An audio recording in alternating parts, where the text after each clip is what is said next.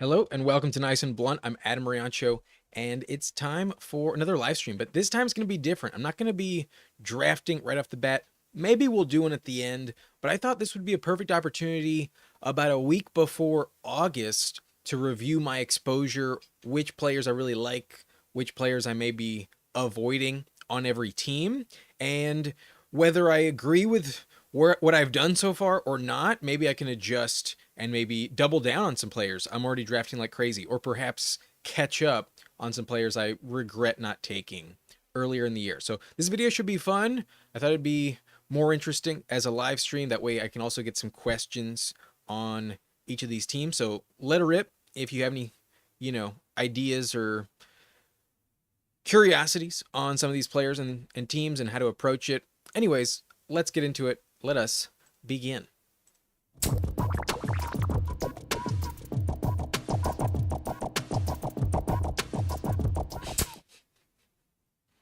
Hit the wrong button there. There was the dual action before the intro.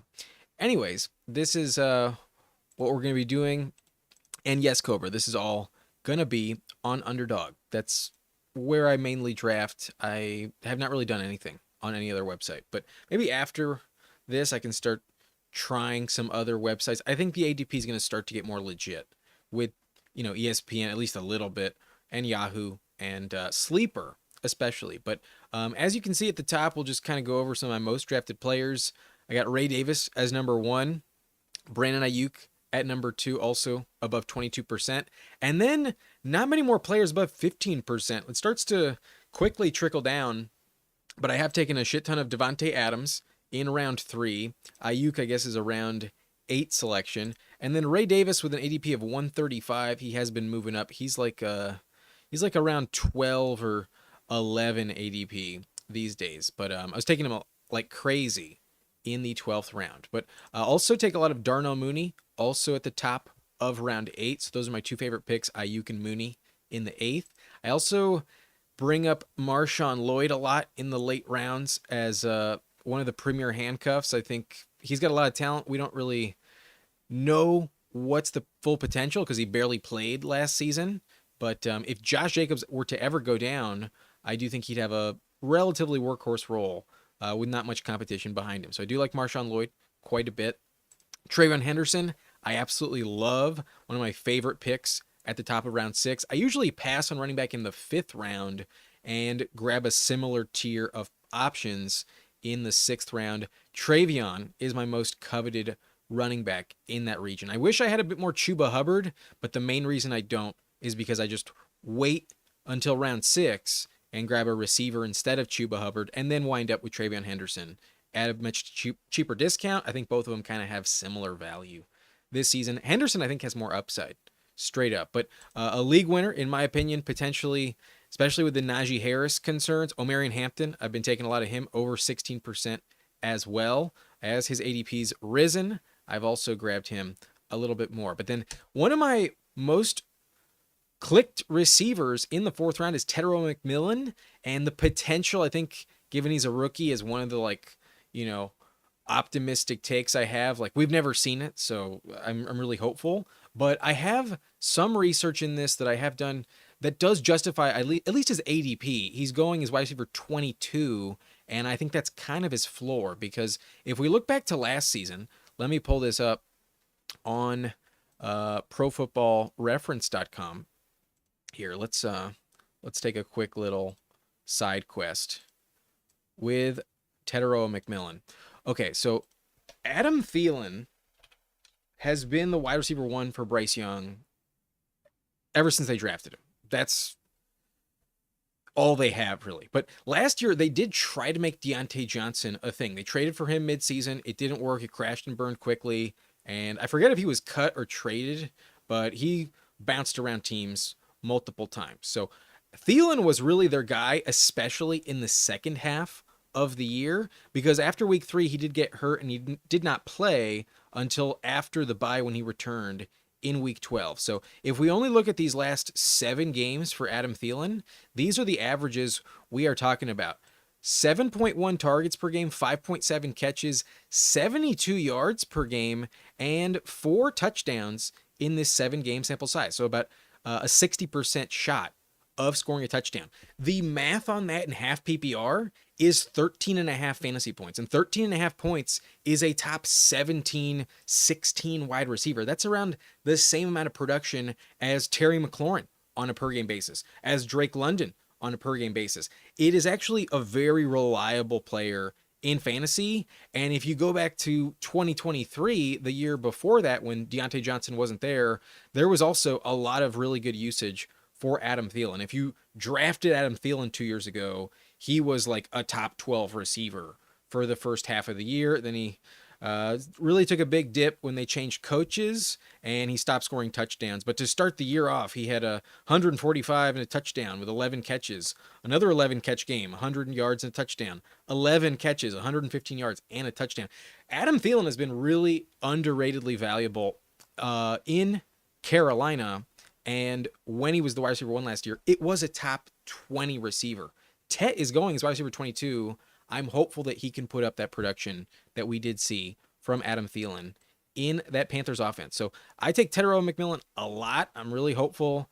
And I think he's actually more valuable than Marvin Harrison, who goes a full round sooner. I actually do rank Tet above Marvin Harrison. But I also take Calvin Ridley a lot in the 5th. Like I mentioned with that Travion strategy, we grab a receiver in round 5, pass on guys like Chuba and Joe Mixon, and then scoop up Travion in the 6th round. I think Calvin Ridley's a much better receiver than any of the players going in the 6th round behind him or later in the draft. Ridley, I think, has a lot of upside because he has 2 straight seasons with 1,015 yards, 1,017 last year, 1,016 with the Jaguars. And 2 years ago in Jacksonville, he scored 8 touchdowns. Last year, he only scored a total of 5 touchdowns. One of them was rushing, and his passing game is going to get way, way better with Cam Ward. So that touchdown number could double this year, and I think these yards could also crack 1,200 if Cam Ward really is that good, and that's why I really trust Ridley at the spot of the draft that he goes. But a player that's only recently cracked 15%, I've actually been hammering Jaden Higgins like crazy the last month, is the fact that we really coveted his number 2 receivers in Houston, the number 2 receivers in Houston last year. Both Stephon Diggs and Tank Dell were drafted in the top 3 rounds, and Stephon Diggs actually did return on that investment. Diggs was operating as a top 20 wide receiver in fantasy. So that is what I'm hopeful for with Jaden Higgins. I feel most confident he's going to be the number 2 receiver because even though they brought in Christian Kirk, they only spent a 7th round pick. They are paying him a decent salary, though. That is worth mentioning. But then they also drafted a 3rd rounder in Jalen Noel. So I at least know Higgins is above Noel on that depth chart. And then there's also the fact that they gave Higgins a fully guaranteed contract. They set the precedent among all the 2nd rounders to get a fully guaranteed deal for the first time in NFL history. Before, there were not any 2nd round picks in the NFL draft getting a fully guaranteed contract before Jaden Higgins. He was the first guy to do that. So I think they're really committed to him. I think he's going to be on the field like a lot. And I've also seen some camp practice videos that are impressive enough to be like, okay, if I'm going to plant my flag on someone, it'll be Jaden Higgins. So I think he might be going way, way too cheap. And then I do think he's a good value overall. So with that in mind, those are my most drafted players. I just wanted to touch on that because it is the title of the video. And now I'll get back to some questions here in the chat. I've kind of ignored the chat. Let's bring it up. Cobra saying Cedric Tillman gonna be number 1. Not quite number 1. He might be the most drafted Cleveland Brown. No, I think I've taken Njoku more, but I think Tillman might be my 2nd most coveted Cleveland Brown.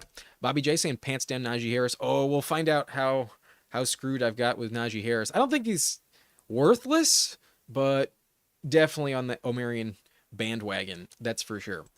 Jamie, bonsoir, comment ça va? Ça va bien. Craig says, I got the 6th pick and hoping I get Gibbs. At worst, I think Gibbs would be the option. You could probably get a top 3 receiver like Lamb, Jefferson, or Jamar Chase. Probably not Jamar. He's probably going 101. But at worst, you're getting, Saquon, Bijan, or Gibbs. I think you could also really value Puka Nacua as well if you wanted to go receiver in like a full PPR league. But Jamie saying which draft tonight? For the moment, I'm not sure. Maybe I'll put up a poll. Which draft do you guys want? Let me check which ones are available because I know they got rid of like all of the cheaper ones. So minimum we're dropping is $10. There's a Badge Bros. There's the Sprint for $20. There's the Marathon for $15 and the Eliminator for $10. I don't think I'm getting into the Weekly Winners Tournament, the Scott Fish Bowl, or the Big Dog. Definitely not the Big Dog tonight. So how about we make that our poll? Which we're only going to do one draft later. Which draft at the end of the video?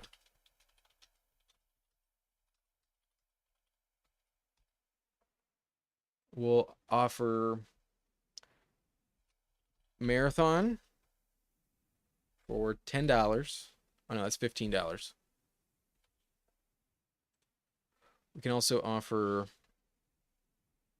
Eliminator in this. And then I can do 4 options. So the Sprint at $20. And then lastly, BBM at $25. All right, the poll should be live. But let me get back here. Did I miss the Tillman talk? Not yet, Jamie. Not yet. Bobby J asking, Adam, do you stream from a desktop / webcam attached to a microphone? Yeah, I use the desktop computer. I got a Mac, not a laptop, just the desktop Mac, and then a separate DSLR camera and microphone that I plugged in with the USB cables. Yeah, so we're not at Tillman yet. I know Jamie likes Tillman a lot. And Dev, I do speak French. I grew up in a French bilingual school, actually, up until like 8th grade. So every class I took, other than English growing up, was actually in French. So am fluent in French. Sometimes I'm kind of rusty because I don't have anywhere near as much practice these days. But you give me like 5 minutes to bounce back and have like a refresher, I'll be speaking fluent French if you can, converse back with me. But Cobra, I don't mind Cedric Tillman. That's he's a fine pick. And then quarterback has to be Flacco, I think. I've been really reluctant to draft any Browns quarterback. I've actually heard some reports it might be Kenny Pickett. Yeah, this is also true. Anyways, let's get back to the exposures and let's go by team. Let's start with the Chargers, since that's my favorite team, as previously mentioned, if you all know.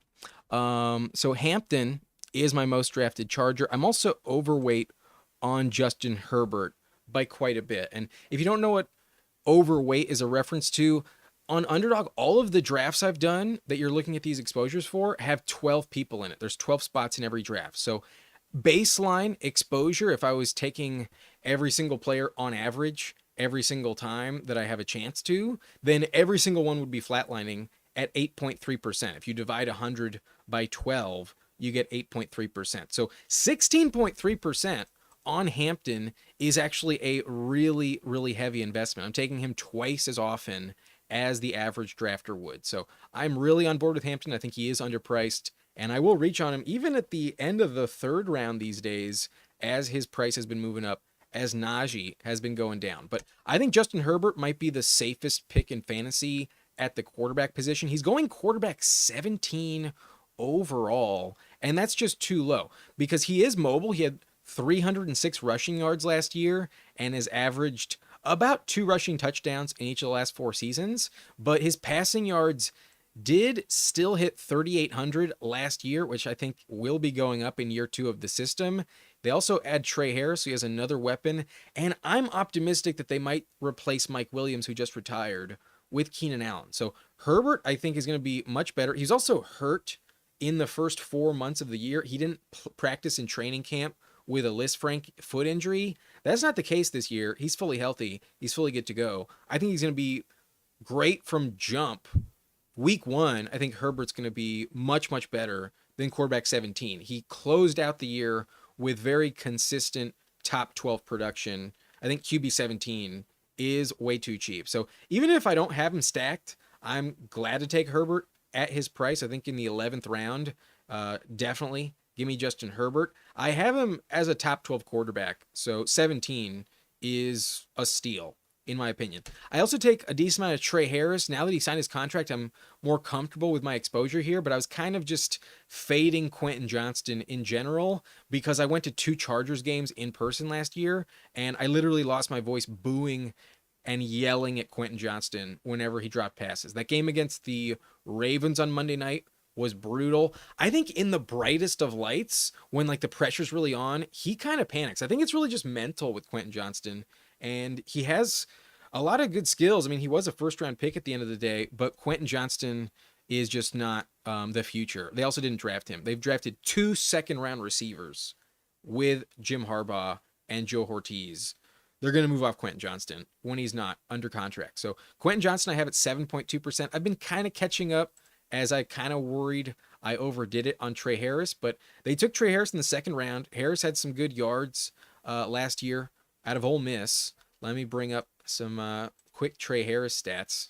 And now that he has a fully guaranteed contract signed, there's no camp holdout. I think the green light's fully there, especially with Mike Williams retiring. I think Trey Harris is going to be a very solid pick.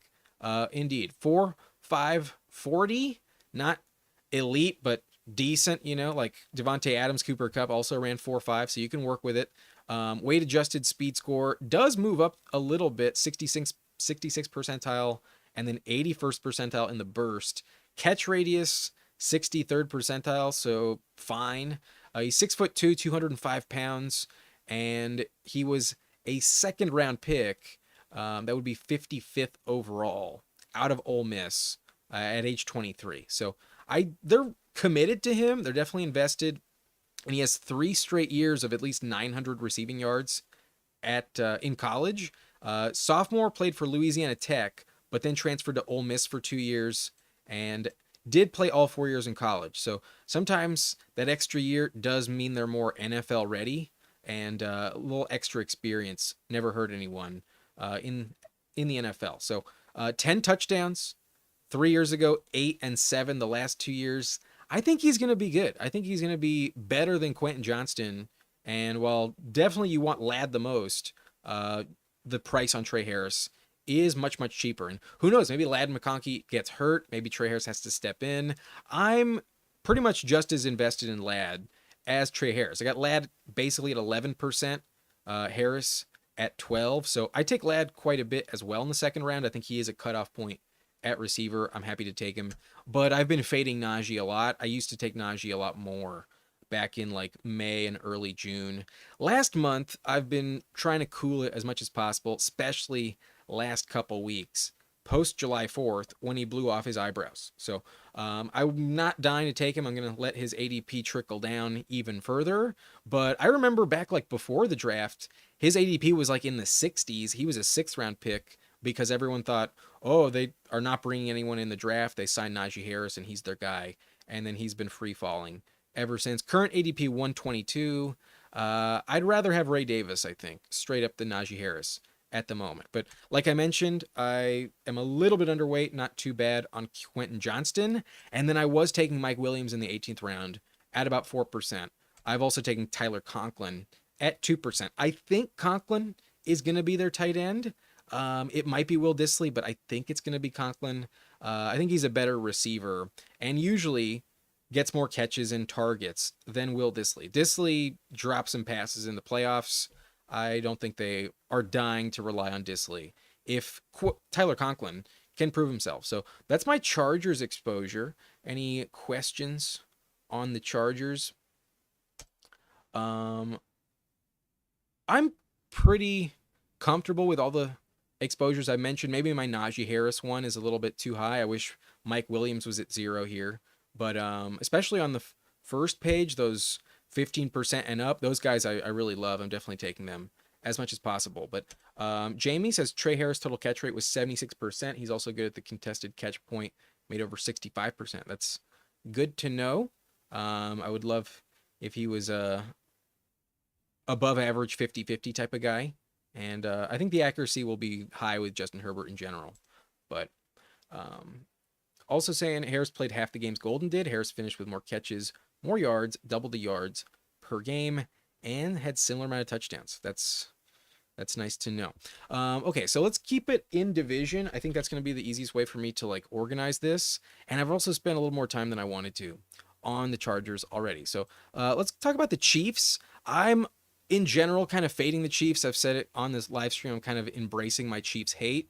And I've been mainly approaching them with the running backs rather than receiving core. I think Pacheco, assuming he's the running back one again, I think is a value as RB26 off the board. I think the upside is that he's top 15 if he's fully healthy and he has the same role as 2 years ago. That's what he was putting up 2 years ago, and even last year before he did get hurt. But he looked totally washed after the injury. He was never the same, and there's a risk that he's never the same again. So that's why I'm also interested in Brashard Smith at a massive discount. He goes pick 204.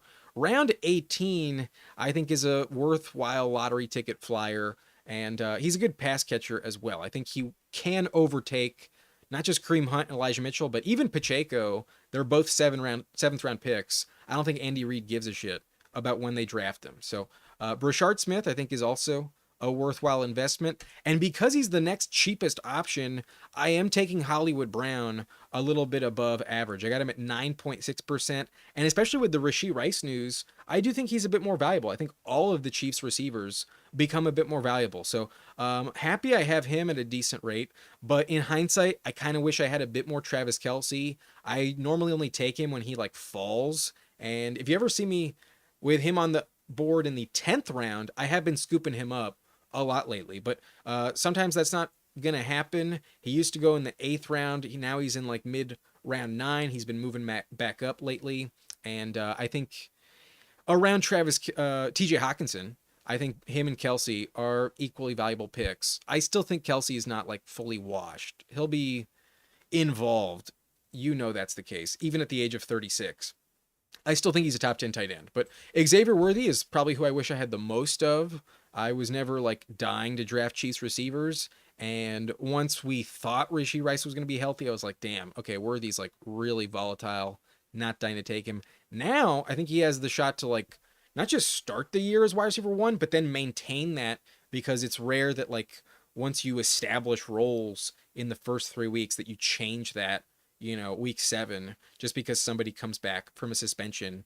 I don't see Rashee Rice overtaking Worthy if they're already committed to him in the game plan every week. So Worthy's a first round pick. I think they would rather invest in him long term. Obviously, he has slightly better decision making than Rashee Rice. That's not saying much, but it is something. And I do wish I took a bit more of him when he was cheaper. Now he's moving up, and it's a bit harder to get him in the late 3rd round. Not as exciting than the mid 4th round. But Rashee Rice, I was never kind of taking him like crazy. I had a bit of FOMO when he got into the 2nd round. I was like, shit, if he crushes like he was before injury last year, then yeah, I should probably take some of him. But knowing what ended up working out, to fade both Worthy and Rice, I think worked out for me in general. But the main reason why I'm kind of fading all the pass catchers is I'm really fading Mahomes. I don't think Mahomes is worth quarterback 6 at all. I'm not dying to take him. He was quarterback 11 and 10 the last 2 years. And for some reason, his interception rate is like consistently high. His yards took a big dip the last 2 seasons.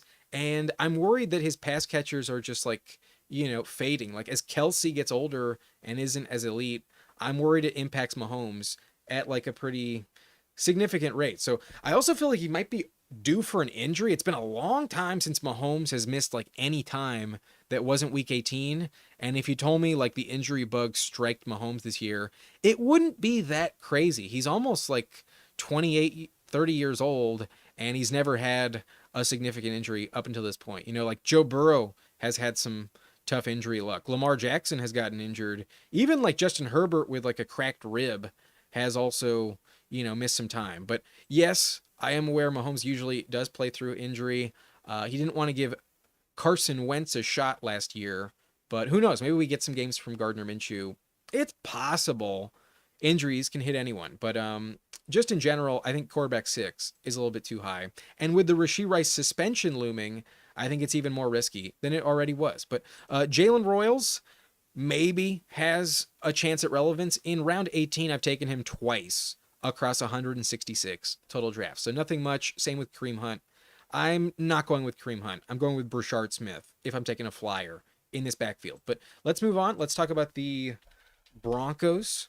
And looks like my most coveted guy, this is actually a surprise to me, would be Pat Bryant. Pat Bryant has been getting some really good reviews from Sean Payton, and I just think he's going to overtake that Devon Vele, Marvin Mims role. I'm fading Marvin Mims in favor of Pat Bryant. I think Pat Bryant has a little more upside, and I think it's kind of a crowded wide receiver room in general. The fact that Pat Bryant goes 165 off the board compared to Marvin Mims at 127, used to go like 115. That was insane. It's still too high. I will just opt for the player going 40 picks later. And if I'm going to try and stack someone up with Bo Nix, and it's not Courtland Sutton or Evan Ingram, it will be Pat Bryant at a big discount. He's one of the picks I tolerate in that range. But I also do draft Courtland Sutton quite a bit. I think in the 4th round, he's a very safe option. Very high floor player. In the second half of last year with the rookie quarterback, he was a top 10 receiver in that stretch. But his production in the last 2 seasons has been a bit touchdown dependent. 8 touchdowns last year, 10 the year before with Russell Wilson. If that all of a sudden falls to like 4, which I wouldn't bet on, but is possible, we would be missing out on a lot of production that we just assume is going to be there for Courtland Sutton. And the situation's not the same this year. Evan Ingram joins the team. I think Ingram's going to be a big target in this offense. He had 143 the last full season he was healthy, and that was top 5 in the NFL, not just at tight end, but across the board among all players. So they traded for Ingram. He's paid a decent contract, and I think he's a really valuable top 10 tight end this year. I like his ADP around 107, 106. In the same range as Mark Andrews, a little bit behind Travis Kelce. I think he's a good player to target, especially if you're trying to stack up Bo Nix. I take both of them at 9%, and Bo Nix has a lot of rushing value, 430 yards last season. I think he'll be an even better passer with the addition of Evan Ingram, the jump into year 2 with Sean Payton. I think he's locked into 30 touchdowns. He had 33 total last season. I think he'll give you at least 350 rushing yards, and I think he will go over 4,000 passing this season. So I think he'll repeat a similar production profile. He put up 328 points last year. I think he cracks 300 again. I think he's going to be a top 10 quarterback. I'm very comfortable with his ADP where it is at QB9, but I am underweight on the rest of the Broncos. So I'm targeting Bo Nix, Evan Ingram, Sutton a decent amount. I'm also happy to take Pat Bryant, but I've been reluctant to draft RJ Harvey, mainly when his ADP was at the top of the 5th round. There was a time when the hype on RJ Harvey was like way too insane for me to get behind. He was going above Joe Mixon. I never thought that was appropriate. Sometimes even above James Cook, and that felt like crazy too high. So I wasn't taking him back when he was more expensive. Then they brought in J.K. Dobbins, and even though he's fallen, I've taken him a bit more. I think he's better priced. I'm not dying to do it because it's just going to be a crowded backfield. We've seen a really crowded offense in Sean Payton's Broncos backfield the last 2 years, and like, what are you really getting if Jaleel McLaughlin and Audric Estime are still somewhat relevant? Like, if those 2 players combine for like 15 to 20% of snaps, and then Dobbins gets like 33% of snaps, he's on the field a third of the time, that only leaves like 45-50% max for RJ Harvey, and that's not ideal. Like, that's just not enough for me to be dying to take him. He still goes above like James Conner sometimes, and I think him and DeAndre Swift are equally as valuable. Swift goes like 6 picks later. I actually rank Swift straight up above of RJ Harvey. So I still think he's kind of overpriced, but definitely more appropriate these days. I just wasn't taking him when he was a full round more expensive. That's why I'm underweight on RJ Harvey. But I have been catching up. It has been moving up the last month or so. I've been more comfortable with it. But Dobbins, I wish I was taking when he was dirt cheap. I was worried to do it. And there's still the injury risk, but at 5.4%. I wish this was above 10. I really do.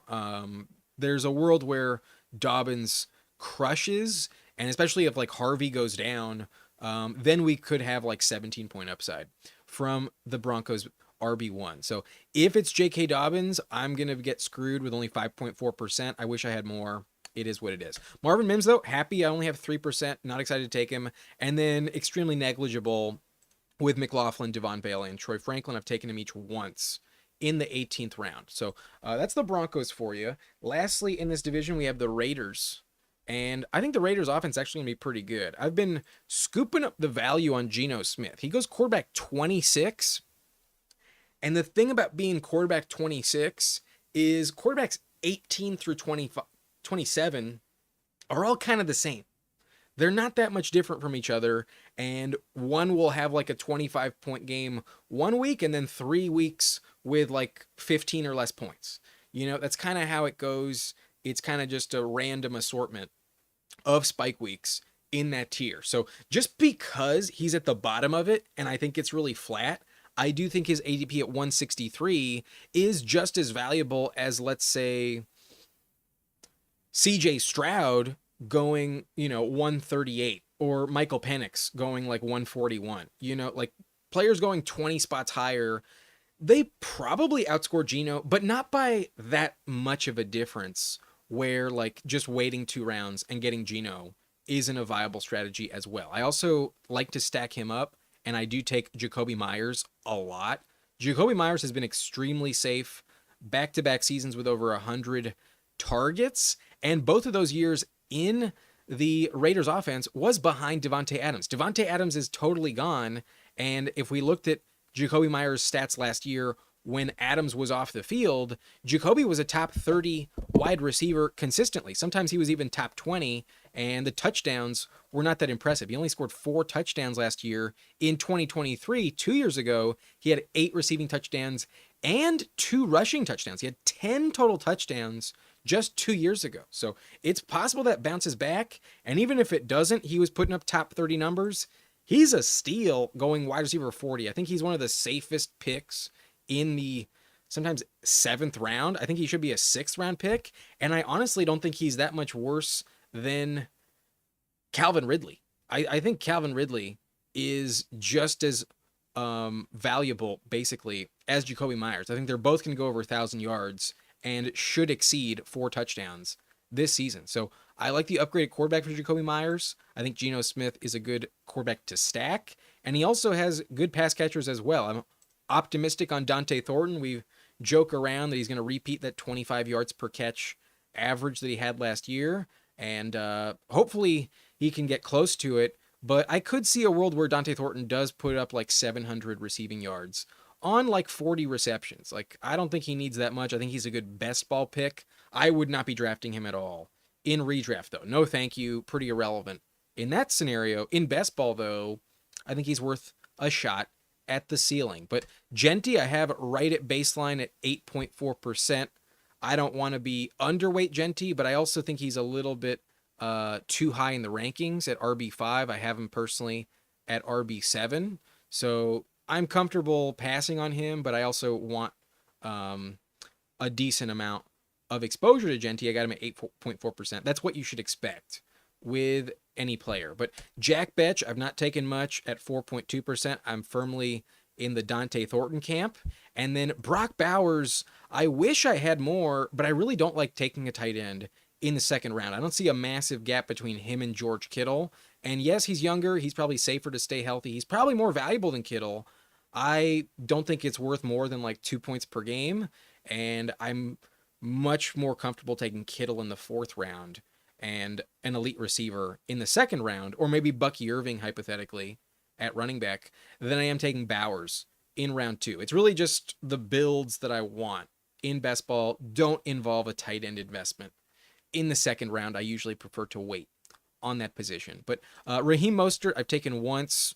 I doubt Genty gets hurt, but it's possible I might be way underweight on Raheem Mostert. And then once, just for the sake of mixing it up, I did take Trey Tucker. I don't trust Trey Tucker, though, at all. So that's it for the AFC West.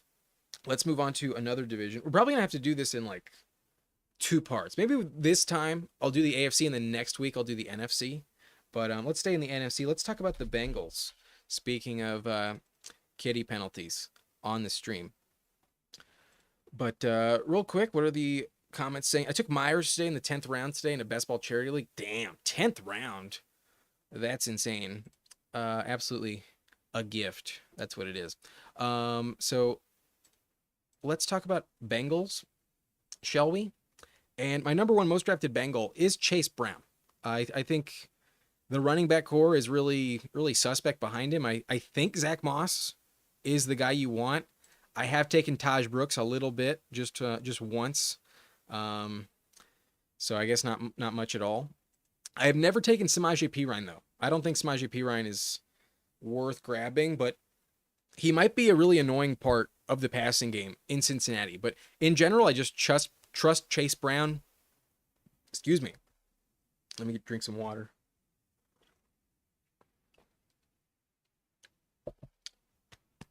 All right. In general, I'm trusting Chase Brown as the top guy. I think he's a top 10 running back. I think the target share is going to be really high. And the only risk with him is him getting hurt. He did get a high ankle sprain at the end of the season when he was operating as the workhorse. Inevitably, it did catch up with him. He's a 5th round pick, so not the most elite prospect profile. I wish he was a bit bigger in terms of durability and guarantees to play all 17 weeks. But Chase Brown's still really valuable. I think when he is on the field, when he is active, he will, at worst, be a top 11 running back, which is his ADP. So I think he's kind of a tier break type of spot in the draft. So I'm happy to take him in the 3rd round. And then in round 18, I am taking my shot on Jermaine Burton this year. Last year it was Andre Yoshivas, but Yoshivas didn't really excel. What's interesting about Yoshivas, who I have taken a little bit, 7 times compared to 21 times with Burton. So I'm literally taking Jermaine Burton 3 times as much as I take Yoshivas. But Yoshivas was actually best in games when T. Higgins was healthy.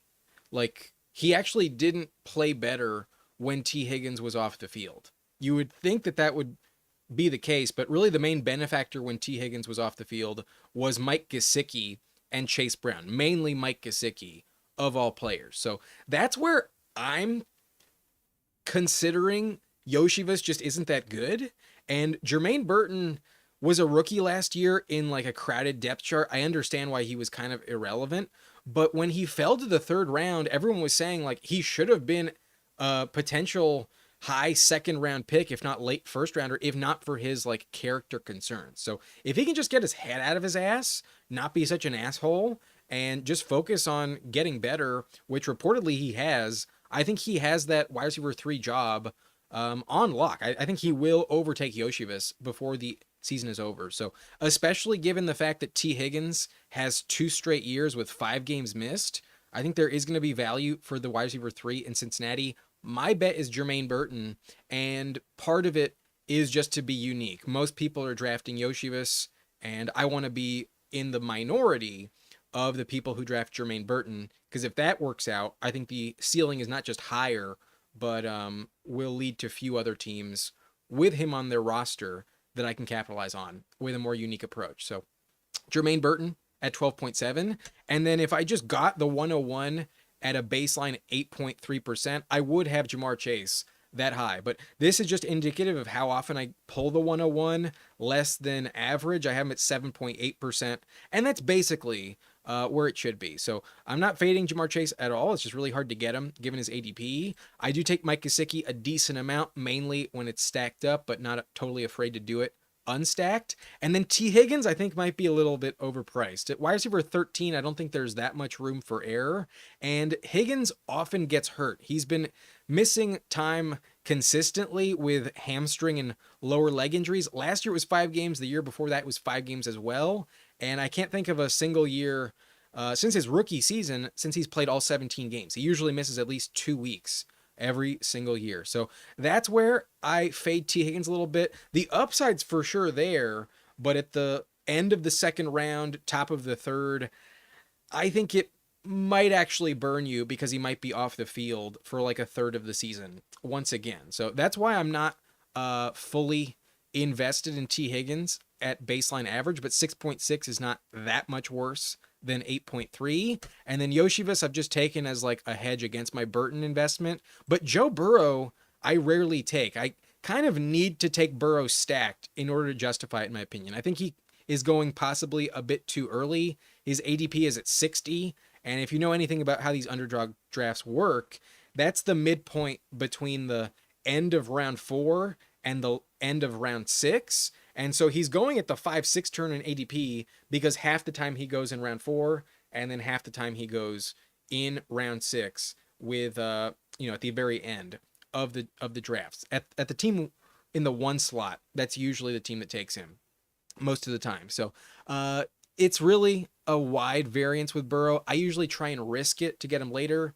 Oftentimes it doesn't work out. That's why I have him much less than Jamar Chase. But like I mentioned, Zach Moss, Todd Brooks, pretty irrelevant in this investment. But let's talk about the Steelers next up, where I am really invested in Jonnu Smith. I think they traded for him for a reason. I think they want to send him a lot of targets. And they really only have DK Metcalf otherwise. I'm expecting Jonnu to be the number 2 target in that offense. But most of these time I was taking him was actually when I thought he was going to be a Dolphin.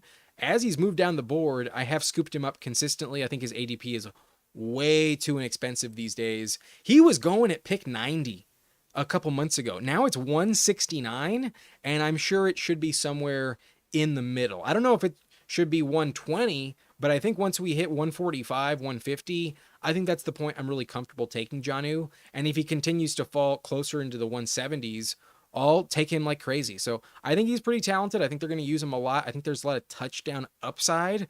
And last year he fucking smashed. To pretend like it's not possible that happens again, I do think Jonnu has some upside. But I have stopped taking Freiermuth ever since the Jonnu Smith trade. I was taking Freiermuth at ADP, basically where Jonnu goes now, and I've just never done it since he's fallen down the board. So now Freiermuth is going like undrafted, and I think it's because guys like me who were excited about Freiermuth taking him a lot now feel really burned, and it's like, well, I can't take him again. I already have a shit ton of him. And then the players who didn't take him before, didn't like his ADP, are like, well, fuck that. There's exactly what Jamie's saying. Don't you think Freiermuth and Johnny will eat into each other's upside? I think they're still going to be okay. There's not that many pass catchers in Pittsburgh in the first place. And at worst, he's the number 3 target for Aaron Rodgers. That's going to be somewhat valuable. And we saw both tight ends in Atlanta with Arthur Smith 2 years ago when it was Kyle Pitts and Jonnu Smith. Both of them were top 20. So I think the fade on Freiermuth has actually gone too far as well. Tight end 31 seems a little bit disrespectful for a guy that scored 7 touchdowns last year and has gone over 650 yards twice in the last 3 seasons. But Jonnu is a big red flag, and I would rather have Jonnu than Freiermuth. But I think Jonnu is going to be like tight end 17, and Freiermuth is going to be like tight end 23. I don't think it's going to be that different between the two of them, but I think both of them are undervalued overall. However, DK Metcalf, I kind of wish I had just a little bit more. I think he has some high upside. I think he's a better pick in best ball. In redraft, though, I think it will be frustrating. In general, the Steelers wide receiver 1 is not that valuable, usually a bit overrated. ADP wide receiver 24, I think that's an appropriate ranking. I have him like 2 spots below in my personal rankings. So I have him at 26. He goes 24. I'm willing to pass and not feel bad about it, but I do take him a decent amount at 7.2%, just shy of baseline. But I kind of wish I had more Jaylen Warren. I've been trying to take him a bit more as I've been starting to fade Caleb Johnson. I think the veteran quarterback Aaron Rodgers is going to get fed up with the rookie Caleb Johnson. If he misses a pass protection that leads to like Vita Vea just face planting Aaron Rodgers into the turf, Rodgers is going to be pissed, and Rodgers is going to be like, get this rookie off the field, just keep Jaylen Warren in. I'm fucking tired of it. So I really think that's going to keep Caleb Johnson off the field a decent amount. And I do think Warren is a much safer investment. In general, though, I don't see a lot of touchdowns for either option. And worst case scenario, Warren does the same as last year, where even though he goes over 800 yards total, he only puts up 1 touchdown. The year before, he had over 1,000 yards and 4 touchdowns. So I'm optimistic that's what we're getting, but we could get burned and just get 1 touchdown out of Jaylen Warren again. And I think less than 5 for Caleb Johnson is not that impossible. I think it's also a big risk in this backfield. I think most of the touchdowns are going to be passing touchdowns to pad the numbers for Rodgers. But I used to take Roman Wilson a lot before they traded for Jonnu. Now I don't do it at all. Rodgers, now that he signed, I take it 5%. It's whatever. I'm not dying to take him if it's stacked up and like needed. Fuck it. But then Calvin Austin, I still don't really believe in as an 18th round pick. Reports are he's the wide receiver 2. He'll be on the field, but not a pick I'm dying to make. In general, if it's not DK Metcalf or Jonnu Smith, I think most of the Steelers are going to have very capped ceilings, mostly just floor plays most of the time. But the Ravens offense is going to be really valuable like it was last year. And my most drafted player in Baltimore is Isaiah Likely. I think there is cause for concern on Mark Andrews. I still take Andrews a decent amount at 6%, but that is below average. So I've been fading Andrews like crazy and opting for the younger, more explosive, and much cheaper Isaiah Likely. The thing about this draft pick, though, I don't think it'd be this high of an investment if it wasn't best ball. Like in best ball, I never have to decide when to start him. So all of that stress is gone with Likely. I have no idea what Likely's going to be doing consistently next season. However, I do know that when he pops off, he literally has 30-point upside. He can give you 20 points easily in any given week. He can go over 150 yards because he puts up like 2 60-yard touchdowns. Like he's a yak god essentially at the position. There are not many more tight ends more athletic than Isaiah Likely. So last year he did improve on his stats. I think they're going to go up once again. And if there is like a real changing of the guard and he becomes the top tight end above Andrews, he's going to crush. He could finish top 5 at the position very easily. So going as tight end 15, I think it is worth the ADP of 141. And I have Lamar Jackson drafted at 8.4%. I think he's one of my most coveted stacking options with Lamar, because if Lamar works out in the passing game again and Likely is the main benefactor, this would be like a league-winning combo, Likely and Lamar. So that's my favorite Raven to draft, Isaiah Likely. But I also take Zay Flowers at a pretty high rate. 11.4% is a full endorsement. And I think other than Calvin Ridley, I think he's kind of one of the last wide receiver ones I'm really comfortable with on my roster in the 5th round. I think he's a really good value. Wide receiver 31 off the board. Last year, he was like wide receiver 23. So there is a discount. And I don't think he's going to get much worse. The real problem with him is the touchdowns. He only had 4 touchdowns last year. He had 6 as a rookie, so it can go up. And he was really volatile. He had 1,059 yards, but some weeks it was like 110 yards. The next week it was like 35. And in redraft, it's so up and down. It leads to a lot of L's when you start him and he burns you. A lot of players remember that, and they kind of hold some resentment about it. And that's why his ADP starts to fade. Not because he's a bad player, just because he didn't lead to the success we expected last season. So I think he can bounce back. I think he can improve and possibly crack 200 fantasy points this year. If he scores 9 touchdowns like Rashad Bateman did last year, Zay Flowers is going to be a really good pick in the 5th round. So I'm happy to take him. That's kind of why I pass on DK Metcalf a lot. Metcalf goes in the end of the 4th round, and I'd rather take Flowers in the 5th at like a little discount. I think they're in the same tier. So that's why I like Flowers. But I also take Justice Hill as like a floor play running back in the late rounds. He goes pick 197. So round 16, 17, you don't have to, really chase the ADP in order to get him. He can fall into your lap. I used to take Mark Andrews a lot more, but I started fading him once I started committing to Likely. So I kind of want to catch up on Andrews. In all honesty, I think I should be above 8%, even as much as I love Likely. I don't hate Mark Andrews. And then I have been fading Derrick Henry. This kind of feels like I could get screwed. He's going a full round and a half more expensive than last year, though. He used to go at like the 3-4 turn, and then he was a league winner last year. Now he's going, I think, at his floor, and the age is a slight concern. I should probably have a bit more of him though. If I was playing it safe, I should probably take more Derrick Henry in the last month of the offseason. But Rashad Bateman, I kind of only take when I'm stacking up with Lamar. Otherwise, I think he's kind of overpriced. If he falls a full round or two, I'll take him then. But in general, I'm not dying to take Bateman. And then same with Hopkins. I only take him if it's for the stack. I don't love his ADP. I think he might be a full zero this season. And then Keaton Mitchell, I've taken 3 times just for the hell of it, but I don't see a big role. I'd much rather have Derrick Henry in this backfield. So that's it for the Ravens. A team I'm really excited about. I think they're going to be the 1 seed in the AFC, but some people might think that's asking too much. Lastly, in this division, though, we'll talk about the Browns, and finally, we do get to the Cedric Tillman portion of the show. Tillman, I only have it 6%. I've not been dying to take Tillman as wide receiver 63. At the end of the day, he only scored 66% he only scored 66 points last year in half PPR. The year before that, it was 33. That's not good, Granted, I understand the hype. I understand that there is a really good sample size with Tillman that we can point to. It was like, yeah, he's gonna be amazing. But it's really just this 3-week stretch.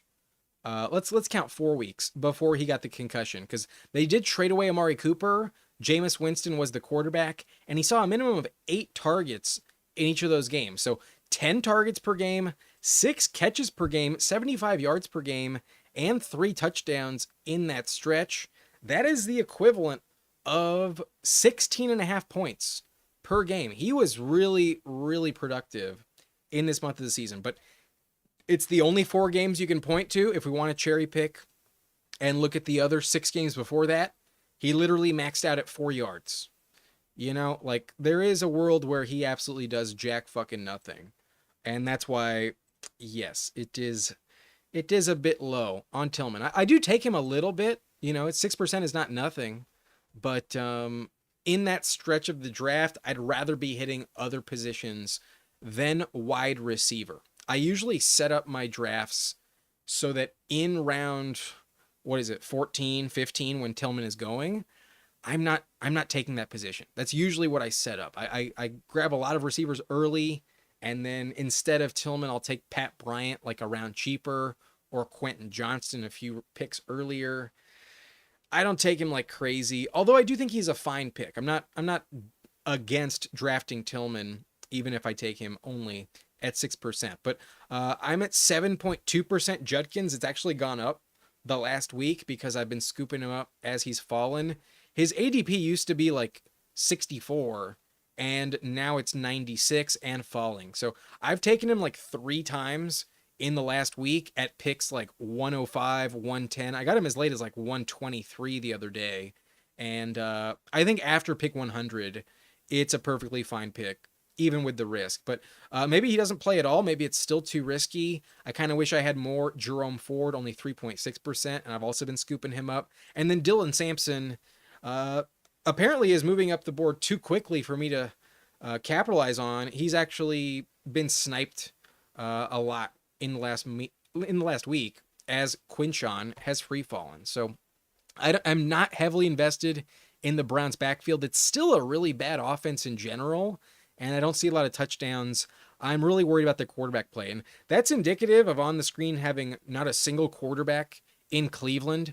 I'm at 0% Joe Flacco, Shadur Sanders, Kenny Pickett, and Dylan Gabriel. I have no fucking clue what the game log is going to be for them. I don't think it's worth the risk. I'm not drafting a single Browns quarterback in best ball. I'm not doing it at all. Cobra says Tillman with Flacco all year will produce. That's the thing. I don't think Flacco plays all season. I think he gets like a maximum 4 or 5 weeks.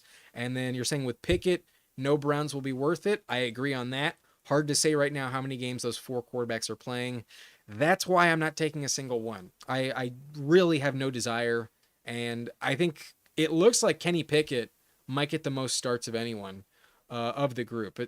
We're in the we're hoping it's Flacco, but I don't think he's going to last past week 6. I think they're going to go like 1-5, and it's like, well, we can't just, plateau and lose with Flacco. We got to mix it up and lose with someone else just to say we tried. So that's why I'm not really dying to draft anyone. Even Jerry Jeudy, I have at 3.6%. So I am twice as high on Tillman in terms of drafting him than Jeudy. I have no desire to take Jeudy. Jeudy was elite with Jameis Winston. He was terrible with any other quarterback. And then he was awful in Denver. I think this year could be absolute garbage from Jerry Jeudy. I have no desire to watch Jerry Jeudy this season. That's kind of one thing I do with my fantasy teams. If there's a team I never want to like watch on the TV, I'm going to kind of write off all their fantasy players as well. So Jeudy, big candidate for that. I have not written up David Njoku though. I am drafting Njoku.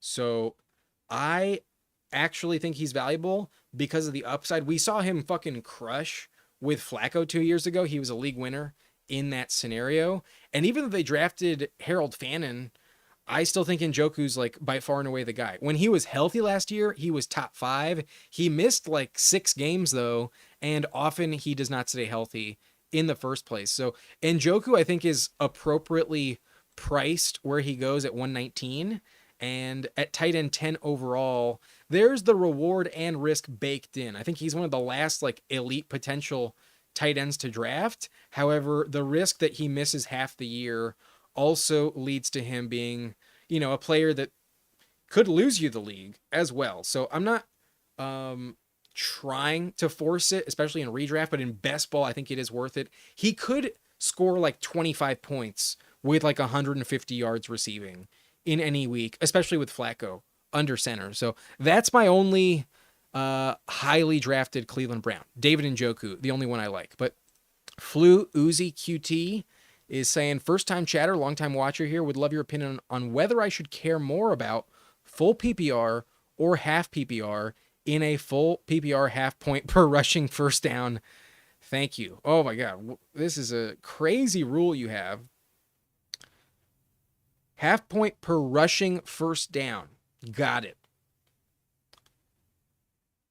In that scenario, I really don't think either position has a big advantage. Like, in that scenario, I'm wanting Devon Achane and those like elite pass catching running backs like crazy. Like if I have the 101, give me Bijan 100%. Because Bijan's going to catch like 70 passes. Christian McCaffrey's going to catch like 80 passes. Devon Achane could literally catch 100 passes. So not only are you getting the full PPR boost, but then you're getting the running back boost. I think those running backs that catch passes are like super elite in this scoring format. But then in general, wide receiver gets pushed up with the full PPR. So other than those running backs that also catch passes, I think overall it's kind of a moot point. I wouldn't be valuing it like crazy in general. Good luck to you, Flu. I hope it works out for you. But let's get back to the exposures. Let's try and wrap up the AFC. And let's go with the Bills. I do want to do one draft. So I want to finish this in the next 20 minutes. And then we'll do another draft. So let's try and speed this up. Hopefully even less than 20 minutes. But I already mentioned that Ray Davis is my most drafted player overall. I have him at 22% exposure, 37 shares across 166 drafts. And that's a full commitment. I am fully on board with Ray Davis. But I'm actually not fading James Cook that much. I'm actually overweight on James Cook at 10.2%. So I'm still in the camp that the Bills backfield is super valuable. I love drafting both, in all honesty. But James Cook scored 18 touchdowns last year. He's got a contract dispute. There's a potential holdout and a potential that he misses some time in the 4th year of his NFL career. And if that happens, if for any reason he gives up any snaps to Ray Davis, I think Ray Davis can really capitalize. In the one game when James Cook was absent last year, Ray Davis had 20 touches and put up 17 fantasy points. Ray Davis was elite in that game, and he didn't even score a touchdown. He had like 150 yards from scrimmage and like 4 catches. So Ray Davis has what it takes to really break fantasy. He had 6 touchdowns last year, and I do think he has some standalone value. Even if James Cook is healthy, I'm willing to bet, though, that Ray Davis has like at least 4 starts next season. I really think he will be a valuable running back, potential league winner, especially if it happens in the fantasy playoffs, could win me a tournament. So love Ray Davis, one of my most coveted options there is. And then my favorite receiver in this offense is Keon Coleman, because you get him at a discount. You get him at wide receiver 53 as opposed to Khalil Shakir at wide receiver 45. And although Khalil Shakir was better last year, I acknowledge he was more valuable. If you look at last season, Keon Coleman got hurt. And so there's actually like half the year where Khalil Shakir was playing without Keon Coleman on the field, and most of his big games were in that scenario. So if you look at Shakir's stats with Keon Coleman active, he was nothing special. He was only averaging like 9.2 points per game. And then if we look at Keon Coleman last season, when he was healthy, right before he got hurt, Keon Coleman was actually starting to overtake Shakir in that offense. Here's his game log last year in Buffalo. So in week 9, he got hurt. He only played half the snaps. And so let's take that out and look at the previous 5 games for Keon Coleman in this offense. He was averaging 5.4 targets, 3 catches, 64 yards per game, and also scored 2 touchdowns in these 5 games. So he was starting to be more effective. He was actually scoring a decent amount. He also had a touchdown in week 3, so technically these numbers are even better. And he also scored a 4th touchdown in week 17. But he was putting up 9.5 points as well. He was also on par with Khalil Shakir. So I don't see a big difference between them in fantasy at all, to be honest with you. I have Shakir ranked like a little bit higher, but I don't see a big tier break. And Coleman literally goes 2 rounds cheaper. So that's why I take Coleman a lot more often than Shakir. If I am drafting Shakir, it's usually because I'm trying to stack up Josh Allen and I need like a floor play on that team. So I don't take Shakir like crazy at 5.4%. It's pretty underwhelming. But Keon at 12%, I am endorsing absolutely. But I'm also taking Dalton Kincaid at a pretty high rate, 10.2%. Last year, he was going in the 4th, 5th round. Now he's going in round like 12. And at some point, it's going to balance out. He's probably more deserving of like a 9th or 10th round pick.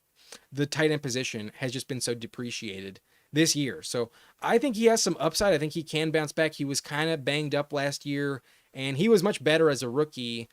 He's a 1st round pick at the end of the day. I think he will bounce back in some way. So the targets took a dip. I think they'll bounce back, and hopefully the touchdowns will finally hit. He's only maxed out at 2 touchdowns each of the last year. If all of a sudden Kincaid scores like 10 touchdowns, he's a potential league winner at the position. So willing to take a shot on him. I have him at 10%. Same with James Cook. But I am usually fading elite quarterback, and I usually try to get that guy in the 4th round, not the 3rd. That's why I have Lamar Jackson at 8% and Josh Allen only at 4.8%. I still like Josh Allen. I think he's a good quarterback, but I'd rather take an elite guy in the 4th round, not the 3rd. And he's been the one moving up the board a lot lately. So don't take him like crazy. I'm not that dying to take Josh Palmer or Curtis Samuel, Elijah Moore. I've mixed them in only once at the end in round 18. But next up, let's talk about the Patriots. Patriots have an interesting team this year, and I am in love with TreVeyon Henderson. I think Henderson's going to be fantastic. I have him as a top 21 running back, and he's going RB22. But especially in best ball, I think he's really valuable because of where he's going. I think he's in the same tier basically as like Alvin Kamara, Kenneth Walker, Chuba Hubbard. Not much different than them. And he actually has more upside, especially in the tournaments, because rookies usually play a lot better at the end of the season as opposed to the beginning of the year. So I think in the second half, he's going to crush. He might be behind Ramondre Stevenson for a few weeks, but I think he quickly overtakes him. And by the time we get to week 5, I think this could be TreVeyon's backfield entirely. He's a great prospect, great pass catcher, elite speed, much more talented than Ramondre. I am not convinced Ramondre has anything in the tank. I literally have completely faded Ramondre, only taken him twice, an average of 1.2% this offseason. Meanwhile, Henderson at 17% is my boy. I've taken him 28 times overall. So give me Henderson all day. I don't care for Ramondre at all. And if Henderson goes down and he gets hurt, so be it. I'm not going to bet on that this year, though. I also draft Hunter Henry at a pretty high rate, 10.8%. I think tight end 19 is his floor. Last year, he was a top 12 tight end in points per game. And I still think he might be the number one target for Drake May this year, even with Diggs and Kyle Williams added to the mix. I don't know if any receiver is really that valuable. So because the bar is much lower at tight end and I trust Hunter Henry a lot, I draft him. I think he's more like tight end 15 in my rankings. Going at tight end 19, I think he's a value. So I take him quite a bit. I also have Drake May right at baseline 8.4%.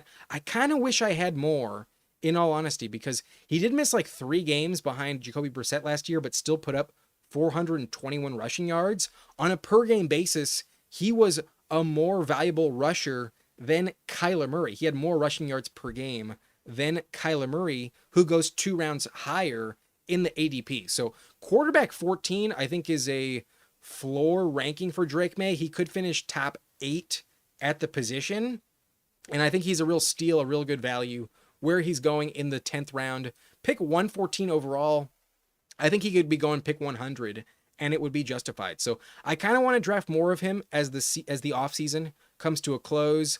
You don't need to stack him up either. And it does feel really good with him on your team as the quarterback 1 or even quarterback 2. I think you feel kind of loaded when he's on your roster. But Demario Douglas, my favorite player to stack up with him other than Hunter Henry.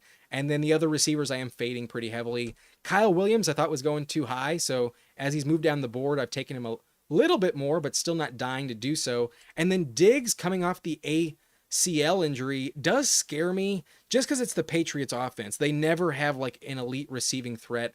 And maybe he does stay consistent. He was actually a top 20 receiver last year in points per game.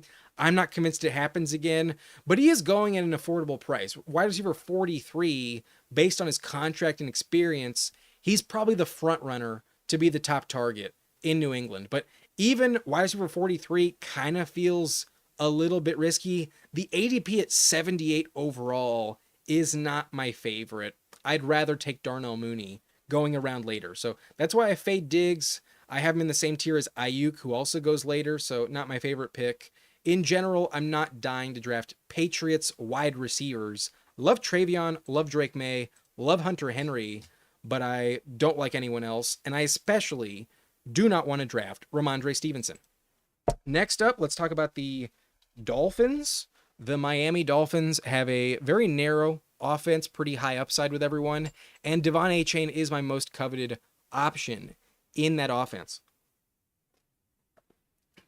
Last year, when Tua was healthy, Devon Achane was a top 3 running back, and I think it could easily happen again. He had 78 receptions last year in full PPR. I think he's the running back 3 in full PPR. I really think he's going to have an elite target share, especially with 111 open available targets now that Jonnu Smith is gone. I could easily see Achane eclipse 100 targets overall, and 100 catches is not out of the question. It's happened before at the running back position. It can happen again. If it's going to happen with anyone, I think it happens with Achane. So love drafting Achane. He's my running back 5. He goes off the board at 6. And I've been fully doubling down ever since the Jonnu Smith trade. But I do think his backup, Jalen Wright, is also really valuable. This backfield has a ton of upside in general. And Jalen Wright is a fast motherfucker.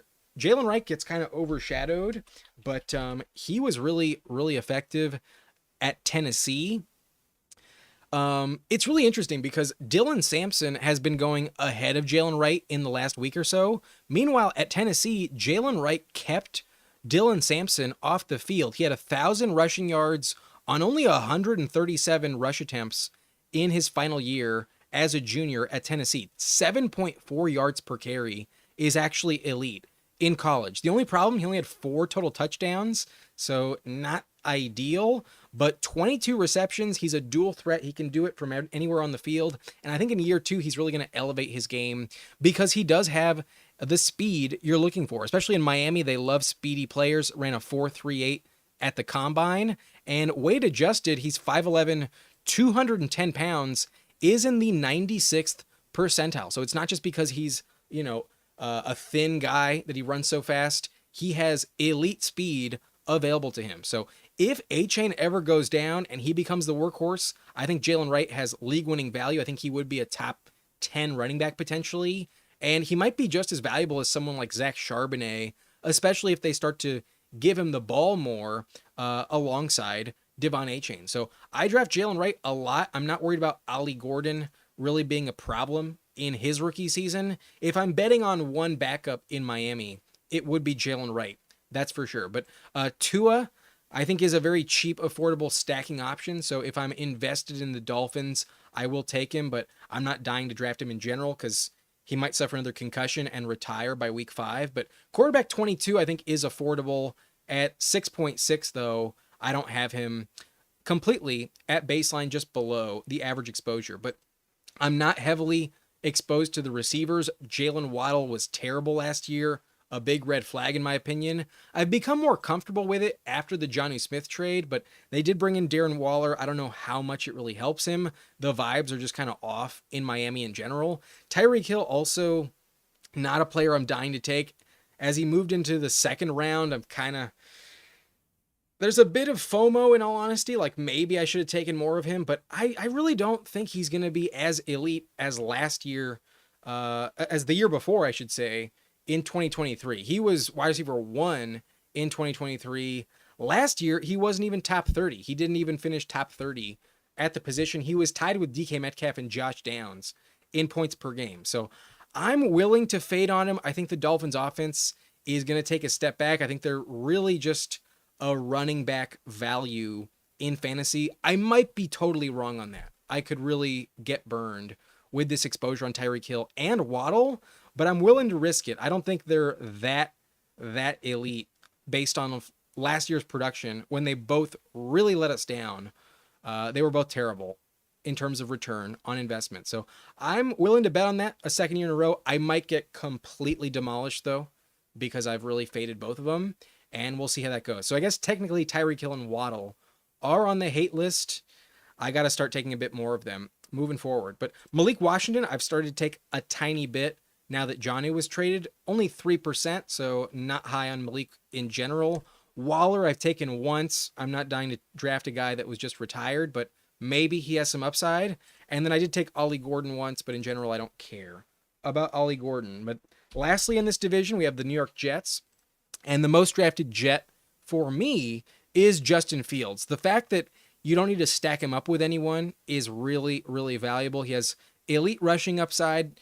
In 2022, he had 1,143 rushing yards. And then he missed like 5 games in 2023 with the Bears, but still had 657 in like 11 games played. So he's still a really valuable rusher of the football. And when he was active last year, it took him like 2 games to get his footing, but then he was like a consistent top 12 quarterback. He had access to like a 25, 30 point ceiling last year in Pittsburgh. And I think he might be let loose in the run game with the Jets. I really could envision, a lot of rushing touchdowns for him. I'm worried he craters the value of Breece Hall in the red zone, but I do take Justin Fields at a high rate. His upside is definitely worth it. He has access to like 40 points in a given game. And in best ball, that's definitely valuable.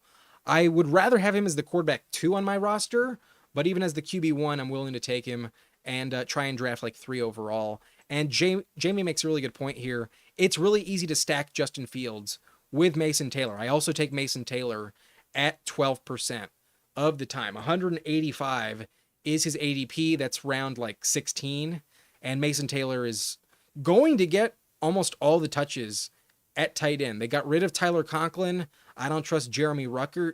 And Mason Taylor, according to camp reports, has been really flashing his upside, knows exactly what to do, has been reliable, and clearly the tight end 1 in New York. So he will get all the reps and all of the targets. We saw Colt Kmet put up top 10 numbers with Justin Fields 2 seasons ago in Chicago.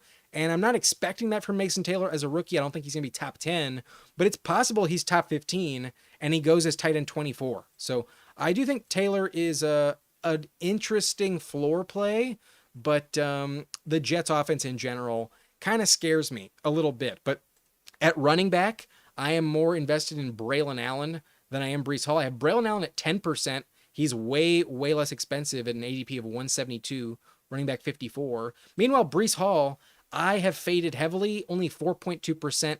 His ADP is picked 33, 34 running back 12 off the board. So I have him ranked at running back 16 in my rankings.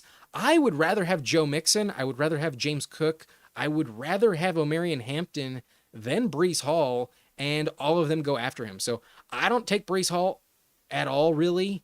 When I do, it's kind of reluctant, and I kind of don't like it. In general, I'm happily passing on Breece Hall, and then he rarely falls to me where I'm comfortable taking him. So I might get burned, but last year I drafted Breece Hall like crazy, and I got burned worse than almost any time in the past. I really, really got screwed with Breece Hall last year. So I'm kind of bitter. I think his ADP is still too high. I have him at running back 16 or 17, and he goes RB 12. So I'm not dying to do it. I think Justin Fields is going to steal a lot of his red zone production, and I also think his receptions will go down for the second year in a row. It was 76 in 2023. Last year it was 57, and Justin Fields does not check it down anywhere near as much as the average quarterback. So I'd be kind of shocked if it went up. I think 55, 50 catches is what we should expect from Breece Hall this season with Fields as a quarterback. I don't think Breece Hall is worth drafting that much. But Garrett Wilson, I also think is kind of a risky pick. I have him at wide receiver like 18, 17 in my rankings, and he goes 15 above Devontae Adams. I take Devontae Adams way, way more than Garrett Wilson. But I've actually ranked Jackson Smith-Njigba above Garrett Wilson straight up. I'd rather have JSN, who also goes later. And then I'd also have rather have Terry McLaurin above Garrett Wilson as well. So even though Garrett Wilson might have like 175 targets this season and absolutely crush, I'm worried his touchdowns fall back to like 3 and you get screwed with him once again. So I don't think he's going to be that much better than last year, even though Adams is gone. And I have him slightly overvalued according to ADP and my rankings. But I have taken a slight flyer on Malachi Corley and Allen Lazard in the round 18. If I'm stacking up Justin Fields, I've done it a total of 5 times, 3 times with Corley, twice with Lazard. They probably give me nothing at the position. So those are my Jets exposures. And then the last division to mention would be the AFC South. Let's talk about the Jaguars. And we only have 3 teams left before it looks like we're doing a Best Ball Mania.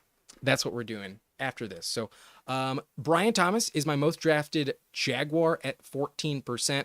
Love Brian Thomas. He's wide receiver 8 off the board. I think that's his floor. And he's actually my wide receiver 6 in my rankings that I posted earlier today. So if you want more insight on why I love Brian Thomas, go ahead and check out that video. I'm very happy with him on my team. But Bashal Tutin is my pick in this backfield to be the league winner. I think he has the highest upside as his ADP has fallen. I've scooped it up a lot. It used to be like pick 110. Now it's 133, and sometimes I get him at 150, and I am ecstatic if he falls that late. But Bashal Tutin, I think, has the highest upside in this backfield. Travis Etienne was worse than Bigsby last year, but he's being drafted well above Bigsby. Meanwhile, Liam Cohen made a day 3 pick Bucky Irving look like an elite option, and Bashal Tutin is the fastest among them, and I think he has good pass-catching ability. I think Bashal Tutin will have the highest upside, even if he only gets like 45, 55% of the snaps at maximum. I still think he could be an explosive option that can score from like 50 yards out. I think in best ball specifically, he has the highest ceiling of the Jaguars running backs. But Trevor Lawrence, I got at 7.2%, so right below average. I'm fine with him. I wish I had him stacked up with Brian Thomas a little bit more, but I don't know if he's going to be like that much better than quarterback 19. I'd be surprised if he finished in the top 14 at the position, but he does have some rushing value that is kind of interesting. Maybe Liam Cohen and Travis Hunter do help him out enough to bounce back, but Travis Hunter is enough of a wild card for me to fade. He used to be going in like the 45 ADP range. Now he's going at like 55, and he's been fading heavily the last week. I've seen him go in the 60s a couple times. So I'm going to let his ADP settle a little bit lower. I'll probably scoop him up in the 6th round if that ever happens. But these days, as wide receiver 30, there's a lot of risk. We don't know exactly what's going to happen. There's a lot of upside. He might really, really pay off, especially if Brian Thomas does not.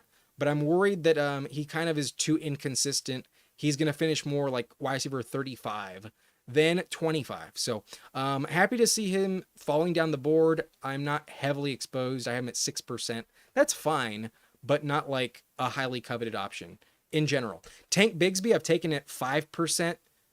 Not dying to take him, but sometimes I scoop him up if it's a value. Brenton Strange, I'll take him strictly if I'm stacking with Trevor Lawrence, but if he falls past 160, I think he is a decent pickup. Tight end 18 kind of feels like his floor. And then Travis Etienne also at 5%. I'd much rather have Tootin. Etienne, I think, goes too high at 96, running back 32 overall. I don't think Etienne is a good value at all. And then De'Ami Brown, I don't see it, but at some point I got to take him randomly. So 3 times total, an average of 1.8%. And then I did take Gabe Davis once. That was before they cut him back in May. So haven't done it ever since, and not going to do it again. Let's talk about the Titans, though, in Tennessee. We got Calvin Ridley as my most drafted player at 15%.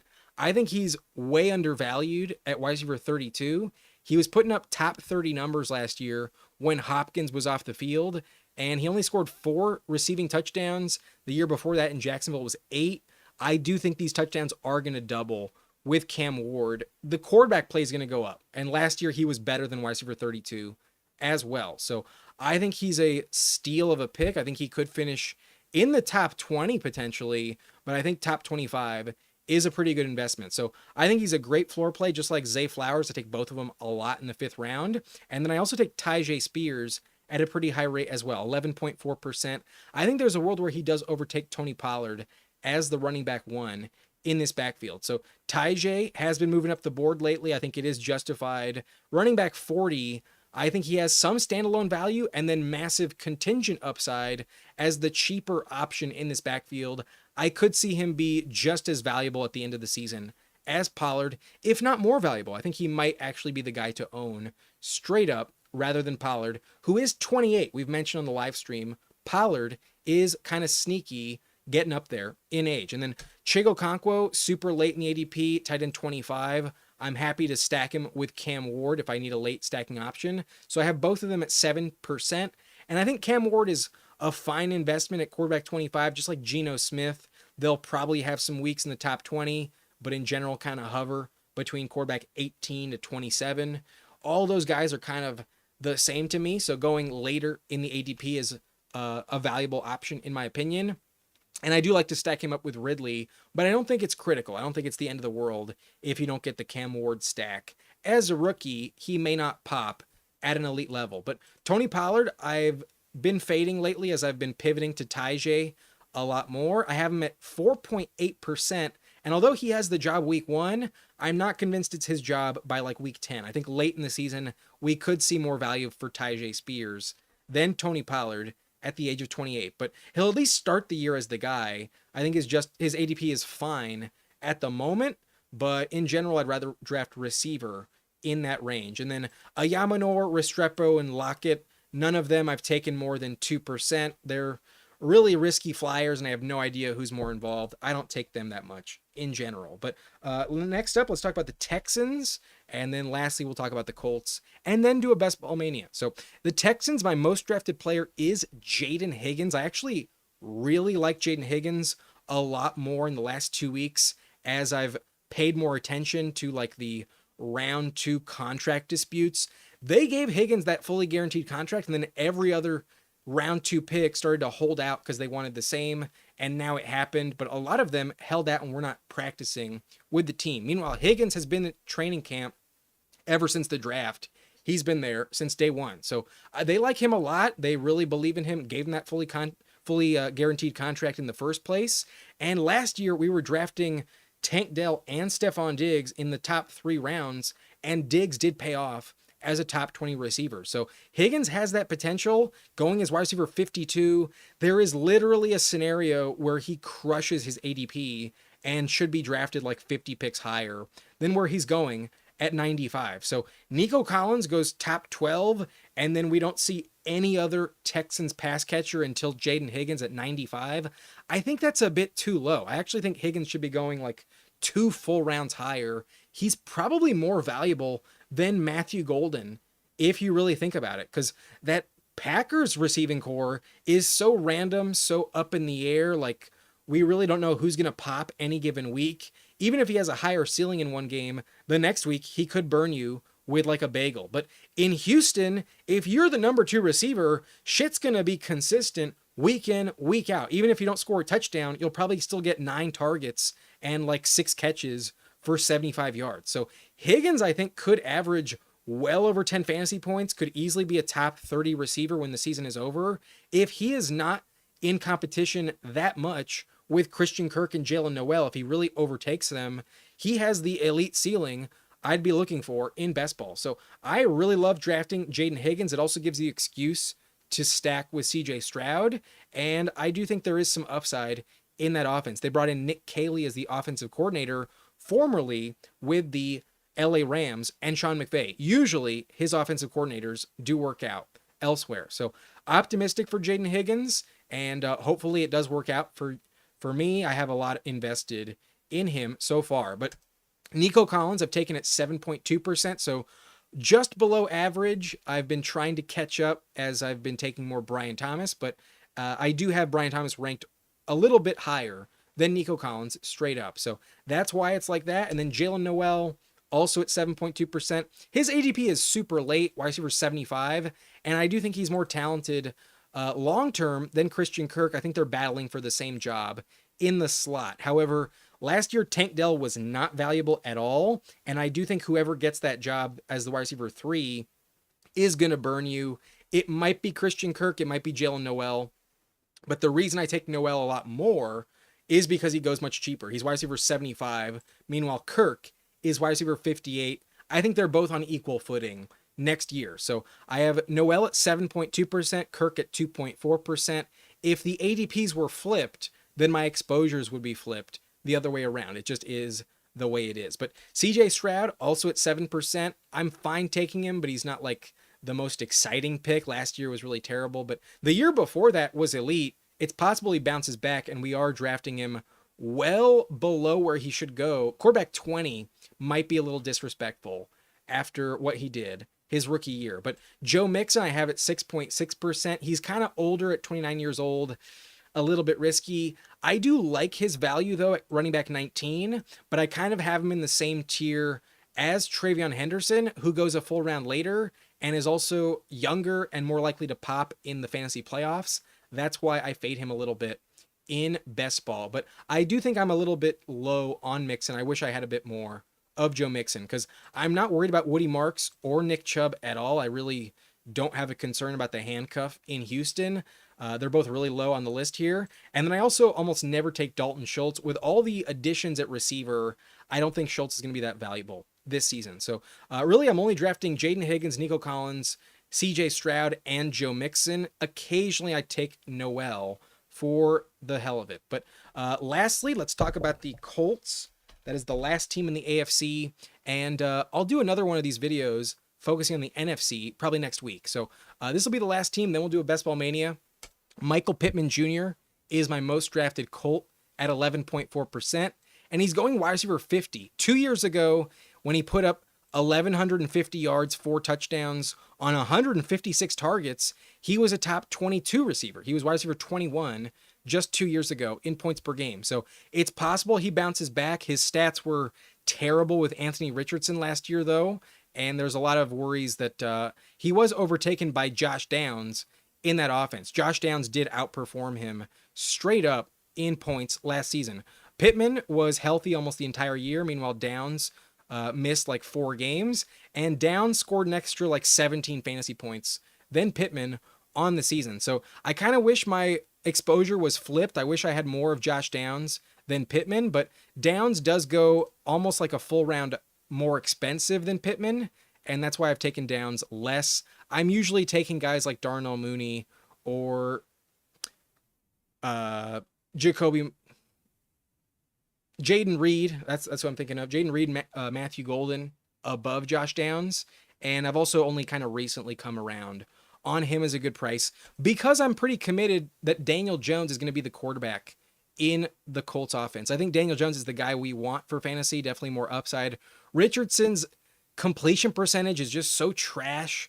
I really don't trust him. And I think Daniel Jones does have the advantage and similarly high rushing value. Maybe not as much as Richardson, but a decent amount. And I think he'll be the starter. I think he's going to be better for the offense and in general. And that's why I do take him at 10%. He's going as quarterback 30.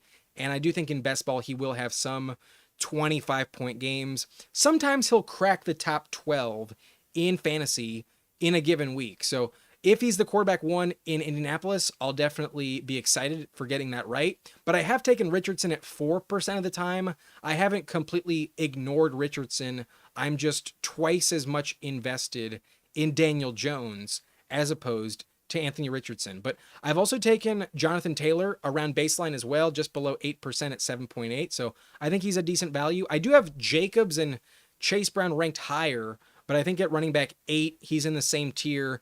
I'm fine drafting Taylor where he goes, but I would rather have Bucky Irving above him for sure. I'm more optimistic on Bucky than I am on Taylor, but I'm also drafting his backup a lot. Goes pretty late in the draft, running back 60 off the board, pick 196. I think DJ Giddens is one of the better handcuffs in the NFL, and Taylor has also been missing time consistently over the last several years. Taylor misses like 3-4 weeks every single year at this point. So last year it was a high ankle sprain. The year before that it was a quad injury. And who knows what it'll be this year if he does miss time. We know DJ Giddens will be a workhorse, probably going to get 20 touches per game. In that scenario, he does have high contingent upside. So I like his ADP. That's kind of the main reason. He's a valuable handcuff in general. But the only other Colt that I'm overweight on that I've taken more than 8% of the time is Tyler Warren at 9%. Those rookie tight ends have been really valuable the last couple years. So I don't think he's as good as Brock Bowers, but he might be as good as Dalton Kincaid was 2 years ago. And if that's the case, I think he will pay off at his ADP of tight end 9, pick 118 off the board. I think he has the potential to average like 7.5, 8 points per game. And I do think that would be a top 10 tight end. If it happens, I think he'll be a fine return on investment, but I wouldn't reach on Tyler Warren. I'd rather get him at a value, especially if he falls to the 11th round. I think that's perfect right around David Njoku. So Tyler Warren, a decent pick. I take him at 9% of the time. And then I've taken AD Mitchell at 6%, Josh Downs at 6%. I want to increase that with Josh Downs. And then I'm also at 6% on Alec Pierce. That is it for my exposures in the AFC. We'll talk about the NFC in another video, but let me take a quick break just to drink some water and get everything sorted out. We will hop into a Best Ball Mania in a couple minutes. I'm just going to take it easy for a minute or so, catch my breath. And, I've been talking for a while. give me a moment. All right. That was fun. I enjoyed that, but, I will say my voice is kind of tired. Cobra says, I don't really get the market turnaround love for the Dolphins. Maybe Tua has a more productive helmet or something, but even when he was playing, the A-Dot was comical. Yeah, Tua took a big downturn last year. Their entire offense was really unproductive, but mainly because of Jonnu Smith's emergence. Because Jonnu Smith was so good, I think that's the main reason why Waddle sucked so bad, and then Tyreek was also bad, but I'm not convinced they really bounced back in a big way. The only guy I really trust there is Devon Achane, in my opinion. But Franco asking, is the Puppy 2 filled already? Yeah, I think it filled just last night or the night before. Jamie says, yep, it is maxed out. And Cobra says, Kitty likes the value on Meowmy Brown. Deami Brown? I mean, maybe, especially if Hunter doesn't get all the snaps, if he's on the field a lot alongside Brian Thomas, then maybe Deami Brown is worth it, but I don't know. He's been like so bad across his career. I'm not like dying to make a big investment on it. Let me make a quick deposit in my account, and then we'll do the BBM. They need my location.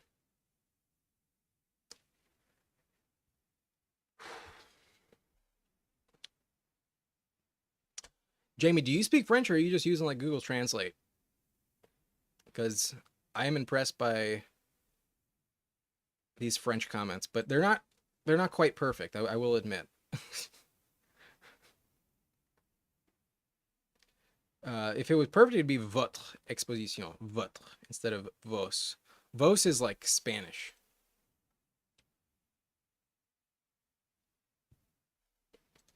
Google Translate? Yeah, that's what I thought. Okay, I am depositing some money right now into Underdog. I was below the $25 threshold.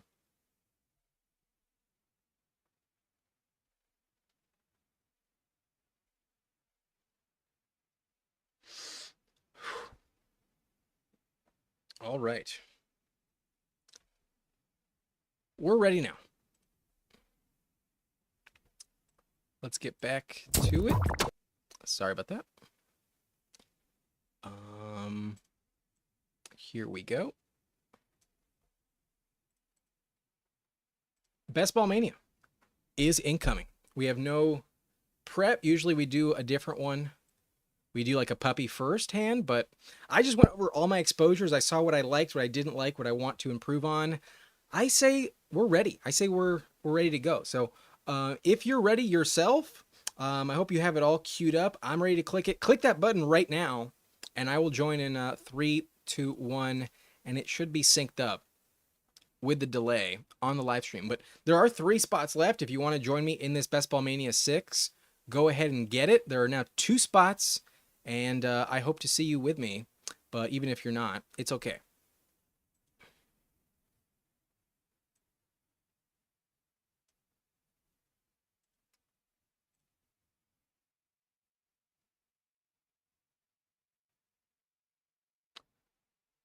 I am just going to refill this water. I would like a little more water. Actually, there's only 1 spot. I'll wait to see what my pick is, and then I'll see how much time I have to go get some water. But we have 1 spot left in this Best Ball Mania lobby, if you would like it.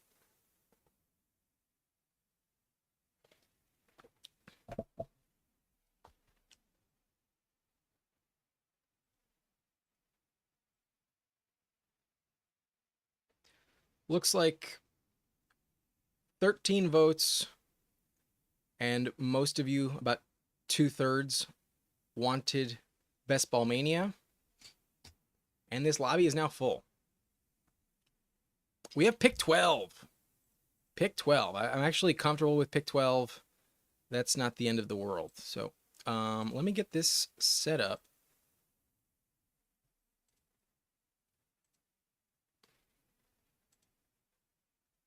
I liked the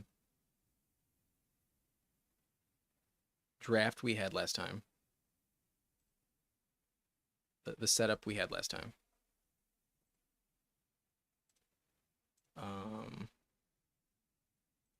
Is it this one? Yeah, it's this one.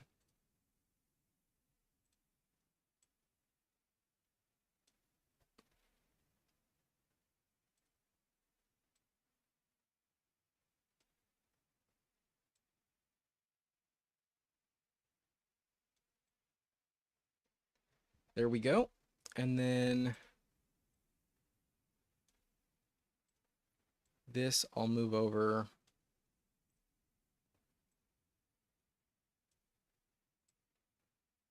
Try and fit it in there. All right, we have pick 12. And this draft is underway. I'll make my picks, then I'll grab some water. Waiting around the long turn. I wish, Jamie.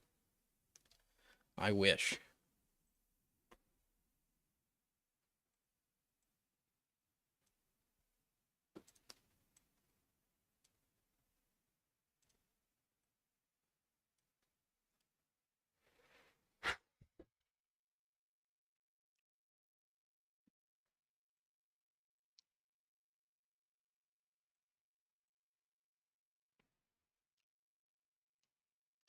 Okay. That's where I want it to be. Just fiddling with the stream setup here. But anyways, this draft is underway. So far, we've seen Jamar Chase, Bijan, Saquon, Jefferson, Lamb, Jahmyr Gibbs, pretty typical. CMC and Malik Neighbors. Puka has fallen to pick 10 so far. If somehow he makes me a pick 12, I would be ecstatic. I don't expect that to happen, but I would happily take Puka at pick 12. He goes pick 10. Not going to happen today. But Nico goes, and I've learned my lesson sometimes trying to go double at a certain position here. I will keep it balanced, and because we noticed I'm a bit underweight on Derrick Henry, I will draft Derrick Henry today alongside Brian Thomas. I will go with Derrick Henry as my RB1. Usually I'm going Devon A-Chain, but I have Henry at 6, A-Chain at 5. I don't see a big difference. And I do have Derrick Henry ranked above Ashton Genty. Meanwhile, I have more Ashton Genty shares than Derrick Henry. So let's fix that. Let's take Derrick Henry and start this thing off with a balanced approach. I will be right back. I will be refilling my water. I'll be back in just a minute.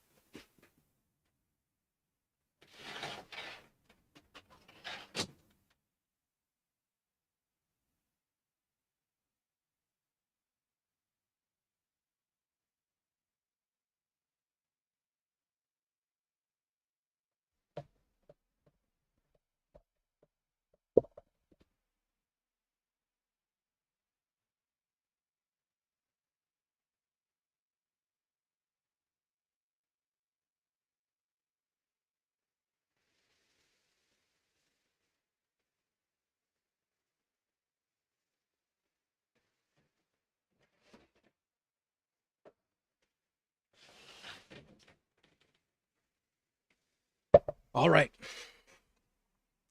I am back. But did anything strange happen? Not really.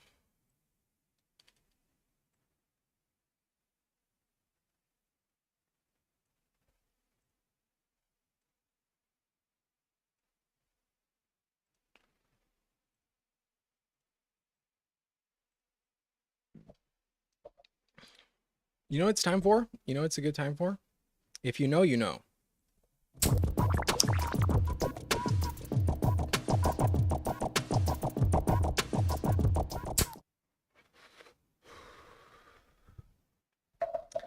I got it. I'm going to smoke it. If you got it, you should smoke it as well.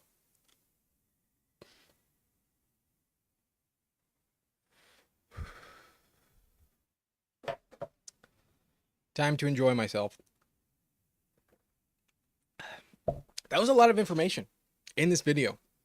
If you're just joining me now, we spent like an hour and a half. I spent about an hour and a half going through only half of the teams. I thought I'd get through all of them in an hour and a half. I did not. I only got through the AFC. I talked about my most drafted players overall, and then I talked about every AFC team. We did not hit the NFC. There's still a lot more teams to do. So next week, I'll talk about the NFC. But we're about to be on the clock. So things are coming back around. And we only have one receiver, one running back. I think I'm going to grab Omarion Hampton, my favorite running back, left on the board.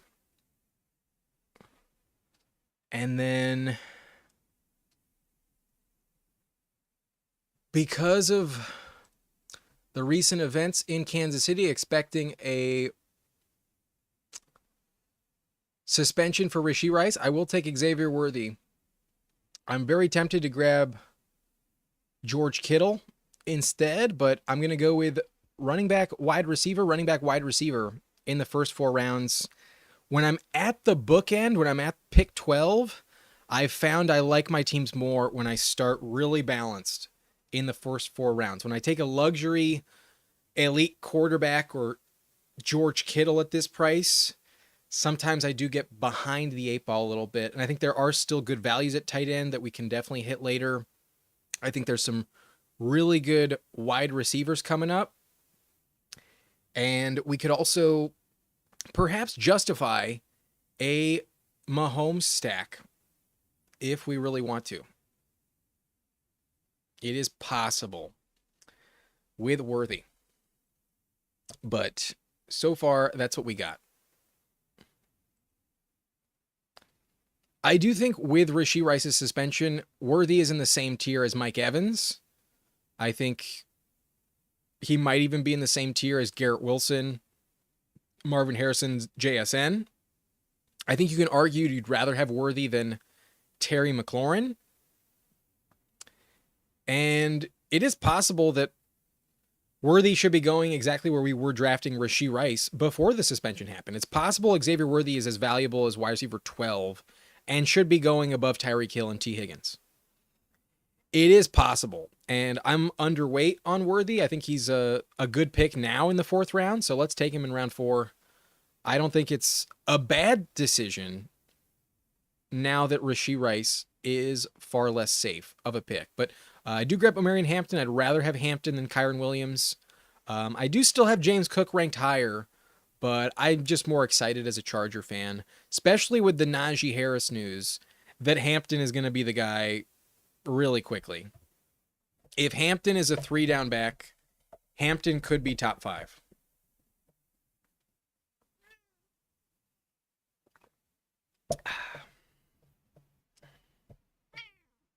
Oh, someone wants to say hi. I don't know if she's trying to stay hi, but hello.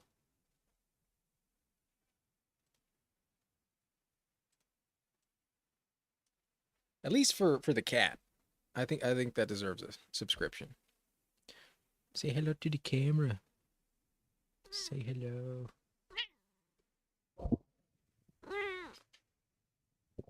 Hello, Leia. Hello. All right.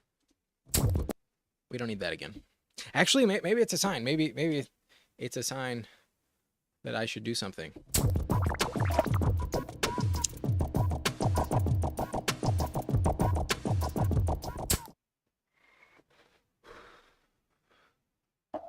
Take the cue. When it comes unplanned, you should follow the cue for action. Anyway, we are back on the clock, and I would feel really happy with TreVeyon Henderson as my 3rd running back, but I do have Joe Mixon ranked higher. I'm gonna grab. Now we already have an old running back. Actually, we already have Derrick Henry. Joe Mixon is only 2 years younger than Derrick Henry, so let's go with TreVeyon Henderson, another rookie that I think will pop with upside. So I'm done at running back, actually. And then Jawan kind of scares me right now. Addison a little tricky. Godwin injured. Judy banged up. I've been coming around on Deebo Samuel. I'm going to grab Deebo Samuel. I think all these receivers in the 6th round are all the same. I don't see a difference between like any of them. You know, if there are, they're very minute differences. So I'm going to remain balanced. And I know running back sucks at the next turn, so I'm happy to take one here. I think the receiver's still okay at the next turn. So even though I only have 3 through 6 rounds, I think I can still wind up with a good receiving core in general. I have Brian Thomas as the number 1, Xavier Worthy at number 2, and then the true swing for the fence with Deebo Samuel. Terry McLaurin's contract dispute still looms over the Commanders. And Deebo, I think, is going to be stealing a lot of rushing touchdowns next season. I do not want to be drafting Brian Robinson or Austin Eckler because I'm actually very worried about the Deebo Samuel usage at running back, especially near the goal line. I'm actually very optimistic that Deebo scores at least 8 touchdowns. Maybe more. Deebo is 2 years removed from being a top 12 receiver. And they traded for him, and he has a contract more expensive than Terry McLaurin. So they plan to use him. Now, he's been getting hurt more often. That is, I think, a concern. But he's in the same category as wide receiver 2s like George Pickens, Jalen Waddle, Travis Hunter, even Jamison Williams and Devontae Smith. I do think there's the same argument that there is for Deebo. There's also the contingent upside of Terry McLaurin missing games. I doubt that happens. Terry has never missed a game in like the last 4 years. But the contract dispute does change things. I don't think Terry likes that Debo makes more than him. Not after everything he's done for the organization. So that's kind of a weird situation. But in general, I want to be drafting good players on good teams, and the Commanders have an excellent offense. I have them projected for 13 wins. So I'm a believer. I think Debo will be a contributor in that, and I don't think you need Jaden Daniels to stack up Debo Samuel. So some red flags on Juwan Jennings these days. Addison with the suspension, I think, as my wide receiver 3, I'm a little bit less excited about that. If I had better depth at receiver, like if I did take double receiver there instead of Travion, I probably would have taken Jordan Addison. Interesting to see that Godwin falls to 77, so Godwin going kind of late. That's kind of a swap with Debo Samuel. I've seen Debo Samuel go that late as well.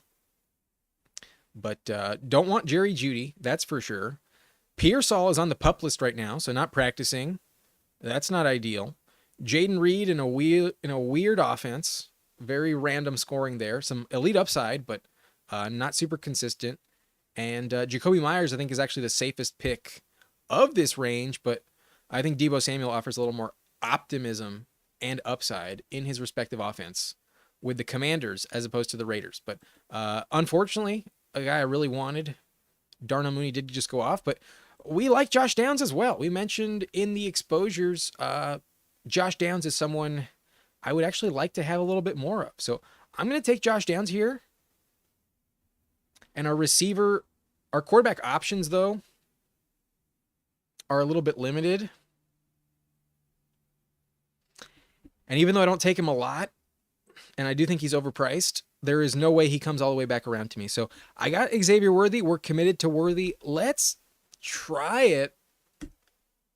I can't say I'm like dying to click on Mahomes here, but I do think it's justified. And if it does work out, then there is league winning ceiling. We could get the quarterback 1 overall if it works out with Mahomes. So that's my pick. It's Best Ball Mania. So I'm shooting for the ceiling in general. And to pretend like Mahomes can't be a league winner, especially in the 8th round, let's not pretend. That's impossible. So Xavier Worthy stacked up with Mahomes. Who knows? Maybe Travis Kelce falls back around. If that happens, I'd be really happy about it. But running back is really strong. We have Derrick Henry, O'Marion Hampton, and Travion Henderson. That's going to be really good. And then at receiver, I've got 4 options that I feel pretty happy about. We have Brian Thomas, Xavier Worthy, Debo Samuel, and Josh Downs. And the thing about Josh Downs, he was tied with Tyreek Hill in points per game last year. They both averaged 10.5. They were both tied with DK Metcalf, and both of those players are going 4, if not 5 rounds more expensive.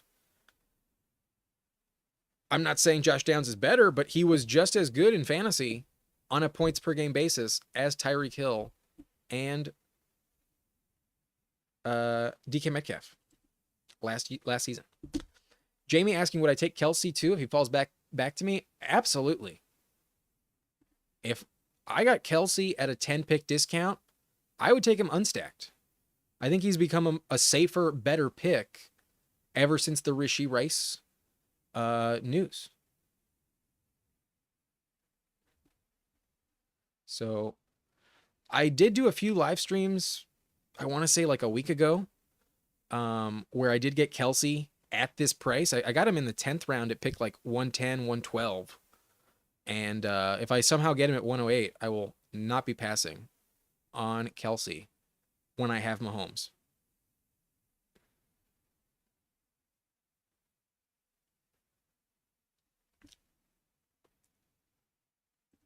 Jamie saying if Danny Dimes is the quarterback, then Downs can see 10 plus targets a game.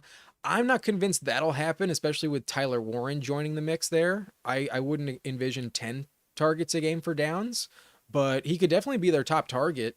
And 8, I think, is a more reasonable projection. That'd be pretty solid. I think 8 targets a game is going to be pretty valuable for Josh Downs, but I don't think 10 is available because they have Tyler Warren. Yeah, this is a fair comparison. They're not that different. However, I'm not sure Brian Dable's offense is that much similar. It's not identical to Shane Steichen's offense. Kelsey goes 103, so we don't get everything we want. In general, Kelsey falling to 108 was a long shot in the first place, so that's okay.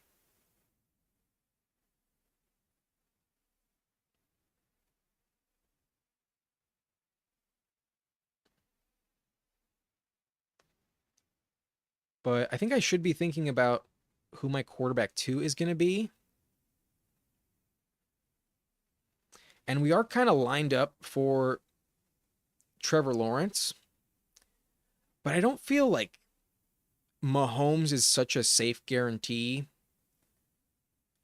that I should be settling for like a floor play with Trevor Lawrence. So I'm actually going to take Keon Coleman, I think. I think having a fifth receiver like Keon Coleman is really valuable, and he's one of the last receivers I'm comfortable with the rest of the way. And then I actually think TreVeyon Henderson is an underrated pass catcher in the Patriots offense, and there are some good stacking options later that I like to pair with Drake May, who doesn't need to be stacked up in the first place in order to take. So if I have Drake May as my quarterback 2, I do feel comfortable only having 2 overall at the position. I think both of them have top 10 upside, and I rank both in the top 12. So this is a 12-team league. I have 2 starters. I think that's good enough given who I have at quarterback. So I don't feel compelled to draft a third quarterback. If we want to, we can, but it's not going to be the end of the world.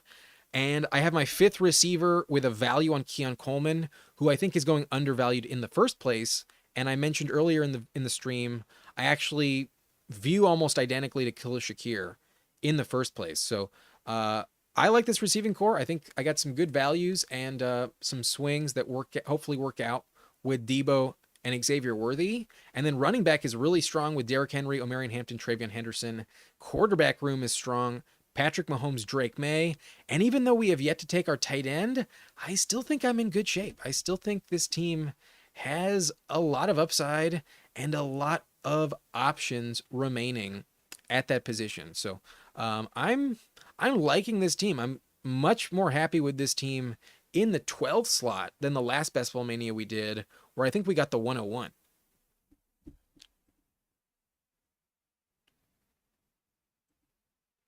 Yeah, it pays to take a long look at your exposures and realize like, oh, I wish I had been more ahead of a certain ADP on a certain player.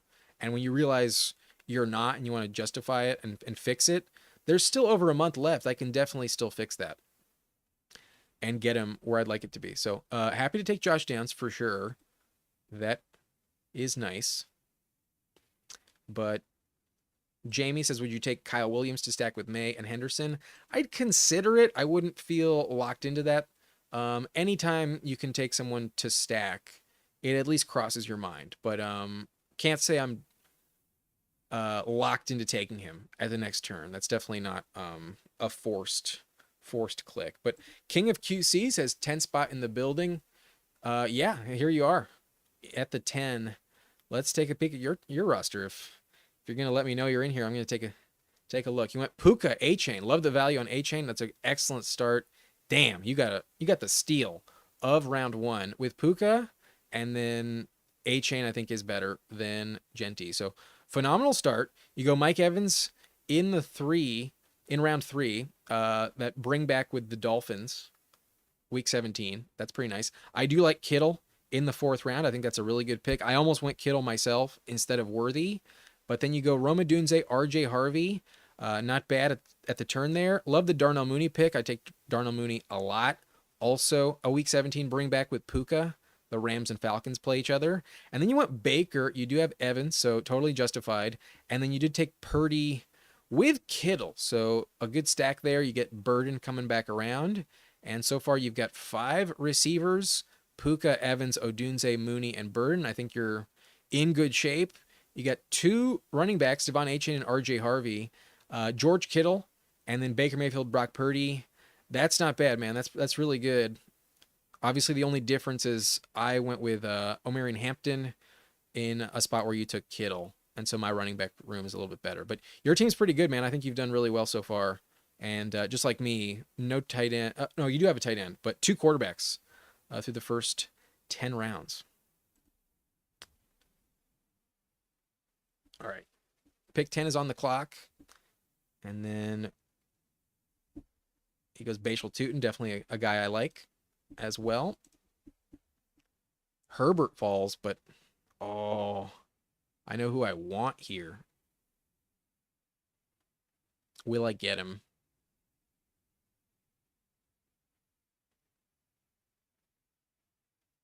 Stroud goes. Sweet. So I want a 6th receiver for sure. I think Hollywood Brown is at least a safer pick these days with the Rashee Rice scenario. So I will pair him up with Mahomes. I've mentioned as a cheaper chief, I'm comfortable taking him, even unstacked. So give me Hollywood Brown. I think I'm good at quarterback, but Trevor Lawrence is definitely an interesting pick here. But I haven't taken tight end yet. And I think I need that kind of more. I can still draft Daniel Jones as a stack. I'm going to pass on T-Law, and I'm going to go with Dallas Goedert. I think when healthy, Goddard has the highest upside.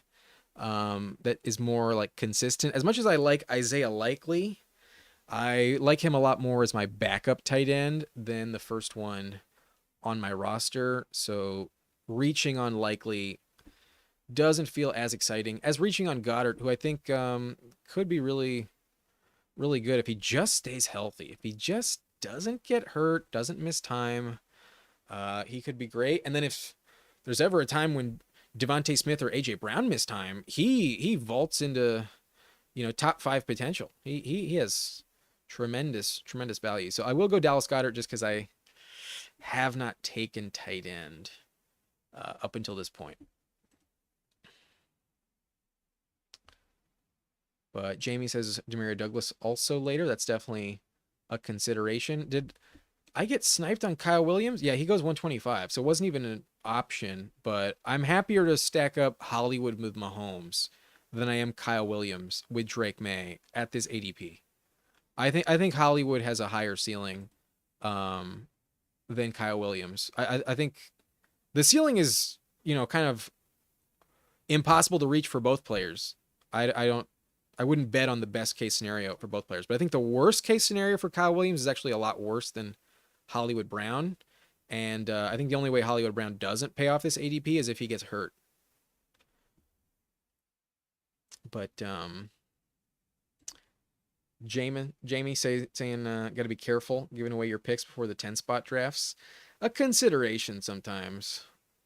That's for sure. But Jamie likes Ferguson over Goddard. I think from a floor standpoint, I agree Ferguson is probably a safer pick. From an upside standpoint, I think Goddard is more interesting. I think with Pickens coming into the mix in Dallas, the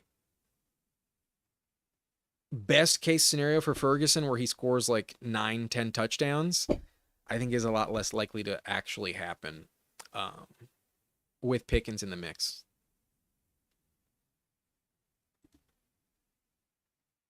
But Cobra says, I don't think I've seen Puka at 10 yet. I've seen him a couple times there. If he falls to 10, you get a really good value. Bring back with Coleman. Yes, indeed. I thought I had a bill. I was considering Ray Davis and Kincaid there. I almost further invested in Buffalo, but decided to go with Philly. King of QC definitely not stealing picks. I'm not too worried about that. I think QC is drafting really well, and I think he's just focusing on the best player for his team. I think Team 10 is actually really, really good. With the Puka A-Chain start, Team 10 is looking kind of deadly. Just need RJ Harvey to work out.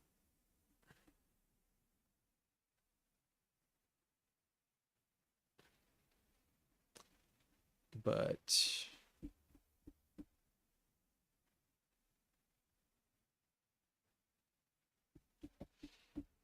goes Matthew Stafford. Currently, I have 2 quarterbacks, 3 running backs, 6 receivers, and 1 tight end. I need some more tight ends. And I will take Hunter Henry at this turn. One of my more desired stacks with Drake May. And then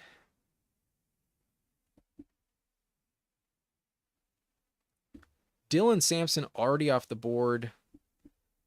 I've got 6 receivers already, and I kind of like them. I think it's more important I grab my 4th running back than my 7th receiver right now. I'm going to go with Jalen Wright. I'm going to go purely for upside. I think the running backs I already have are really strong, and I don't need the floor of Eckler with minimal upside. I think Bigsby is in too crowded of a backfield to justify, and then Jaden Blue, I have no fucking clue what will happen. I at least know exactly how Jalen Wright can succeed, and I also know if that scenario does happen, it is top 10 potential. I do know that if Devon Achane ever gets hurt, Jalen Wright could excel as a league winner in fantasy. Could be a top 10 running back easily. So that's my team so far. We grab another tight end that we kind of need badly. It is stacked up. I like that. We have Dallas Goedert, Hunter Henry at the tight end position. My quarterback room is Patrick Mahomes and Drake May. Let's hope for the best. I think I'm only going to draft 2, but if I hate my options at the next round, I will consider Daniel Jones. Running back room, we invested early with Derrick Henry, Omarion Hampton, and Travion Henderson. And then we just took Jalen Wright. I think that's a high upside, pretty strong group there. I feel like those are 3 that have the potential to win the whole thing. We'll hopefully just have the right combo elsewhere. And then at receiver, we need to get all of these picks right. I think there's a lot of risk with this combination here, but I do think there's a case to be made. These are all the right picks individually. Brian Thomas, I think, is a locked-in top 8 receiver. Xavier Worthy, much more upside with Rashee Rice getting suspended. Have him stacked up with Mahomes, so I think he's going at the right price these days. Deebo Samuel, hoping for the best, hoping he's more valuable than guys like George Pickens and Jalen Waddle, and who knows, maybe even Rashee Rice and DK Metcalf. Josh Downs was much more valuable than this last year on a points per game basis, so let's hope that happens again. Keon Coleman, I think, could have a breakout, could actually be better than Khalil Shakir if he really does prove himself in year 2. And then lastly, we have another stack with Mahomes and Hollywood Brown, who at ADP I think is much safer of a pick with the Rashee Rice suspension expected to happen. So I think the team is pretty decent. I don't hate it. Usually at pick 12, it's hard not to like your team because you do get 2 first-round picks, basically. That's usually how it feels in the top 15 overall. So that's the team so far. I was considering Pat Bryant, I will say, team 10, king of QC. I also like the pick in round 14. I think you've killed this draft. You get the Puka stack as well. You have Kittle as the elite tight end. Love the upside with Bashal Tutin paired with a very high floor of Rashad White. And then it's all just going to come down to whether or not RJ Harvey is a weekly starter. And you don't need to worry about those 2 other running backs popping. I think RJ Harvey's the key on this team. Would have been interesting if you took Bo Nix instead of Burden, given you have RJ Harvey. But I totally understand the Burden pick. I'm about to be on the clock.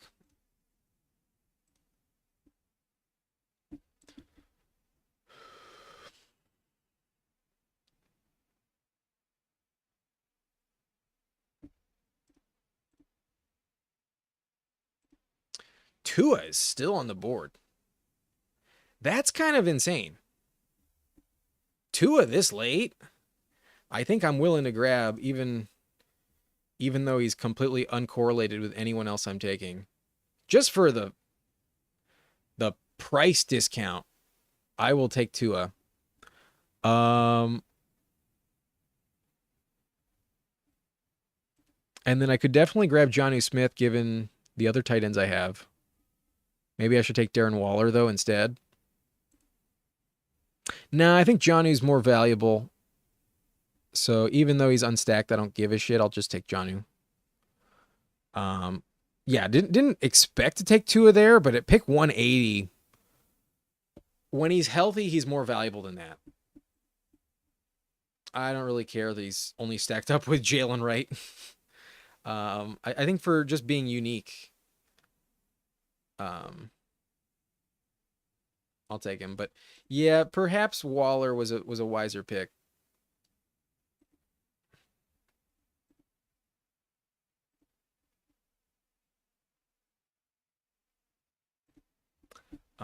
Right. It's this one.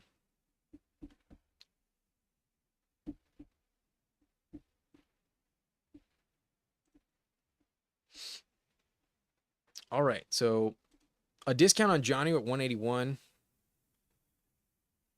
A big discount on Tua at 180. It at least makes this team different. But I may have misplayed that turn. We have 3 quarterbacks, 3 tight ends, which means we're locked into 5 running backs and 7 receivers.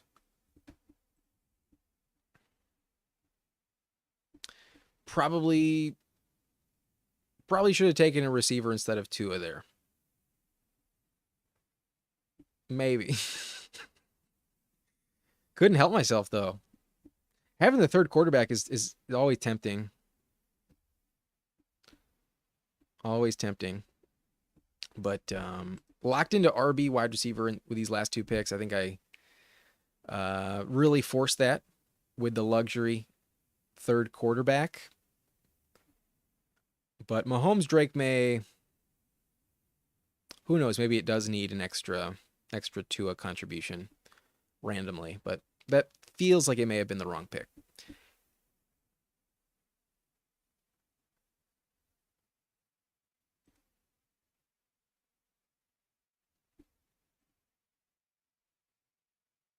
There is the Keenan link to the Dolphins, but I think with the Mike Williams retirement, I think he's more likely to return to the Chargers. I think that's a little more likely. But are there any Chiefs I can stack remaining? Jalen Royals, no thanks. Juju, no thanks. I already have Hollywood. I don't think I'm going to stack another Chief. And then I have 3 tight ends. I'm not going to grab Noah Gray. But Patriots to stack. Kayshon Boutte, Mac Hollins, Jalen Polk. Feels really risky. Don't think I'm going to do that. Definitely not taking Austin Hooper. And then Dolphins to stack. There is Malik Washington. I've heard he's far outperforming Nick Westbrook-Ikine in camp. I don't think I can afford DJ Giddens. I wanted Brashard Smith for sure. It's not available, though.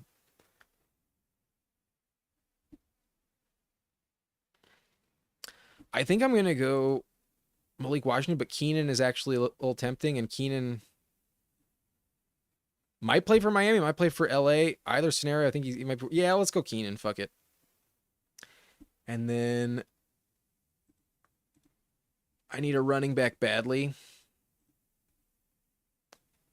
And with the rookies I have, it actually might be valuable to grab the veteran that might be a little more involved early in the season. Let's go Kareem Hunt. We were going to go Brashard Smith, but maybe getting like a September productive time frame from Kareem Hunt is better when we have Hampton and TreVeyon Henderson. Like if they're not elite in September and Kareem Hunt actually like scores some touchdowns and lucks his way into like a 20-point performance, it's more likely to happen in September than it is later. I would expect Brashard Smith to take over later in the season when it probably doesn't help us in the beginning of the year with the rookies we have. So I go Kareem Hunt. I almost never take Kareem Hunt, but we have Mahomes. Kareem Hunt was really good last season, so who knows? Maybe he is the guy in the Chiefs offense.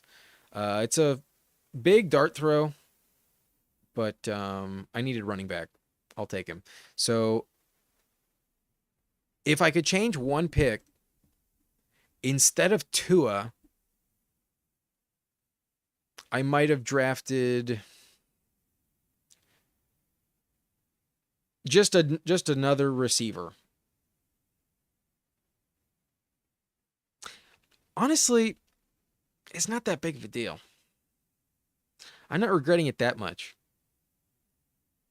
I think my receiving core is a little shaky, but I still have Brian Thomas, Xavier Worthy, Debo, and Josh Downs. I think I'll be okay. I think I'll be all right. But King, thank you for the draft as well. How did you close things out? After Stafford, you went Pat Bryant, Kate Otten, Alec Pierce, DJ Giddens, Jordan Whittington. Like the Jordan Whittington combo. I think the only thing I might have changed, you do have Baker, so it's totally justified to take Otten. But just because Tampa is a little bit more crowded, I actually might have gone Terrence Ferguson. I might have gone Terrence Ferguson instead of Kate Otten. That's the only thing I might have done. But I thought you drafted really, really well, man. I think your team is really stacked. Good job. Thank you for the draft. Anyways, it's been a long stream, over 2 hours. And here's the final reminder of our roster. We were in the 12 slot, so this side of the board here.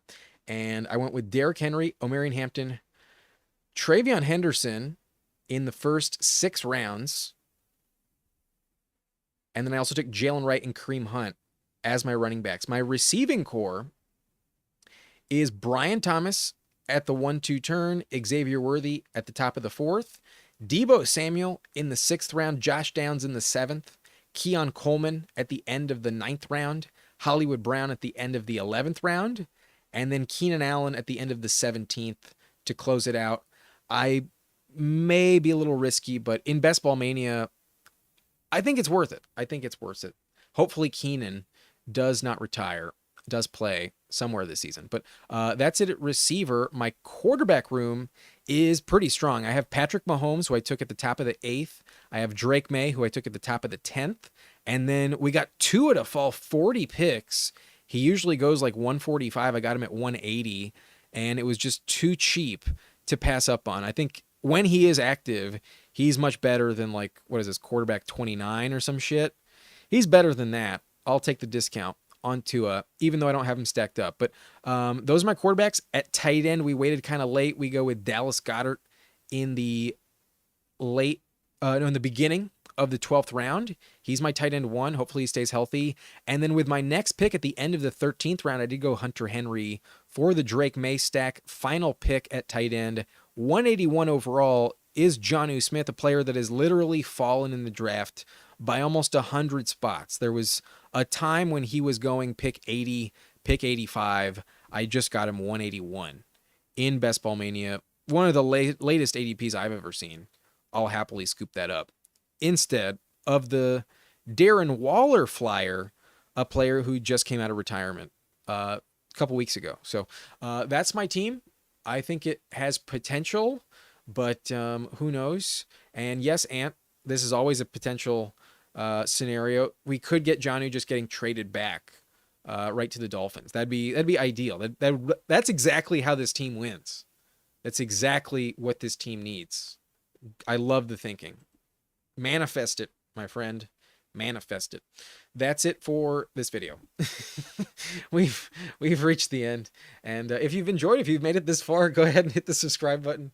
And I'll see you next time. I hope you enjoyed. And rewind if you want my exposures in the AFC. I should probably change the title of this video from every AFC team, not every team, before I post it. Yeah, that's what we're going to save it to. All right. Jonnu, way better than Waller. I agree, Cobra. The Jonnu hate has gotten a little out of hand, gone too far. But thank you. Thank you, Jamie. Thank you for the Google Translate efforts. Appreciate the French. And why is the chat not showing up on this? Oh, that's weird. There we go. All right. I'm getting tired. I'll see you next time. Peace out.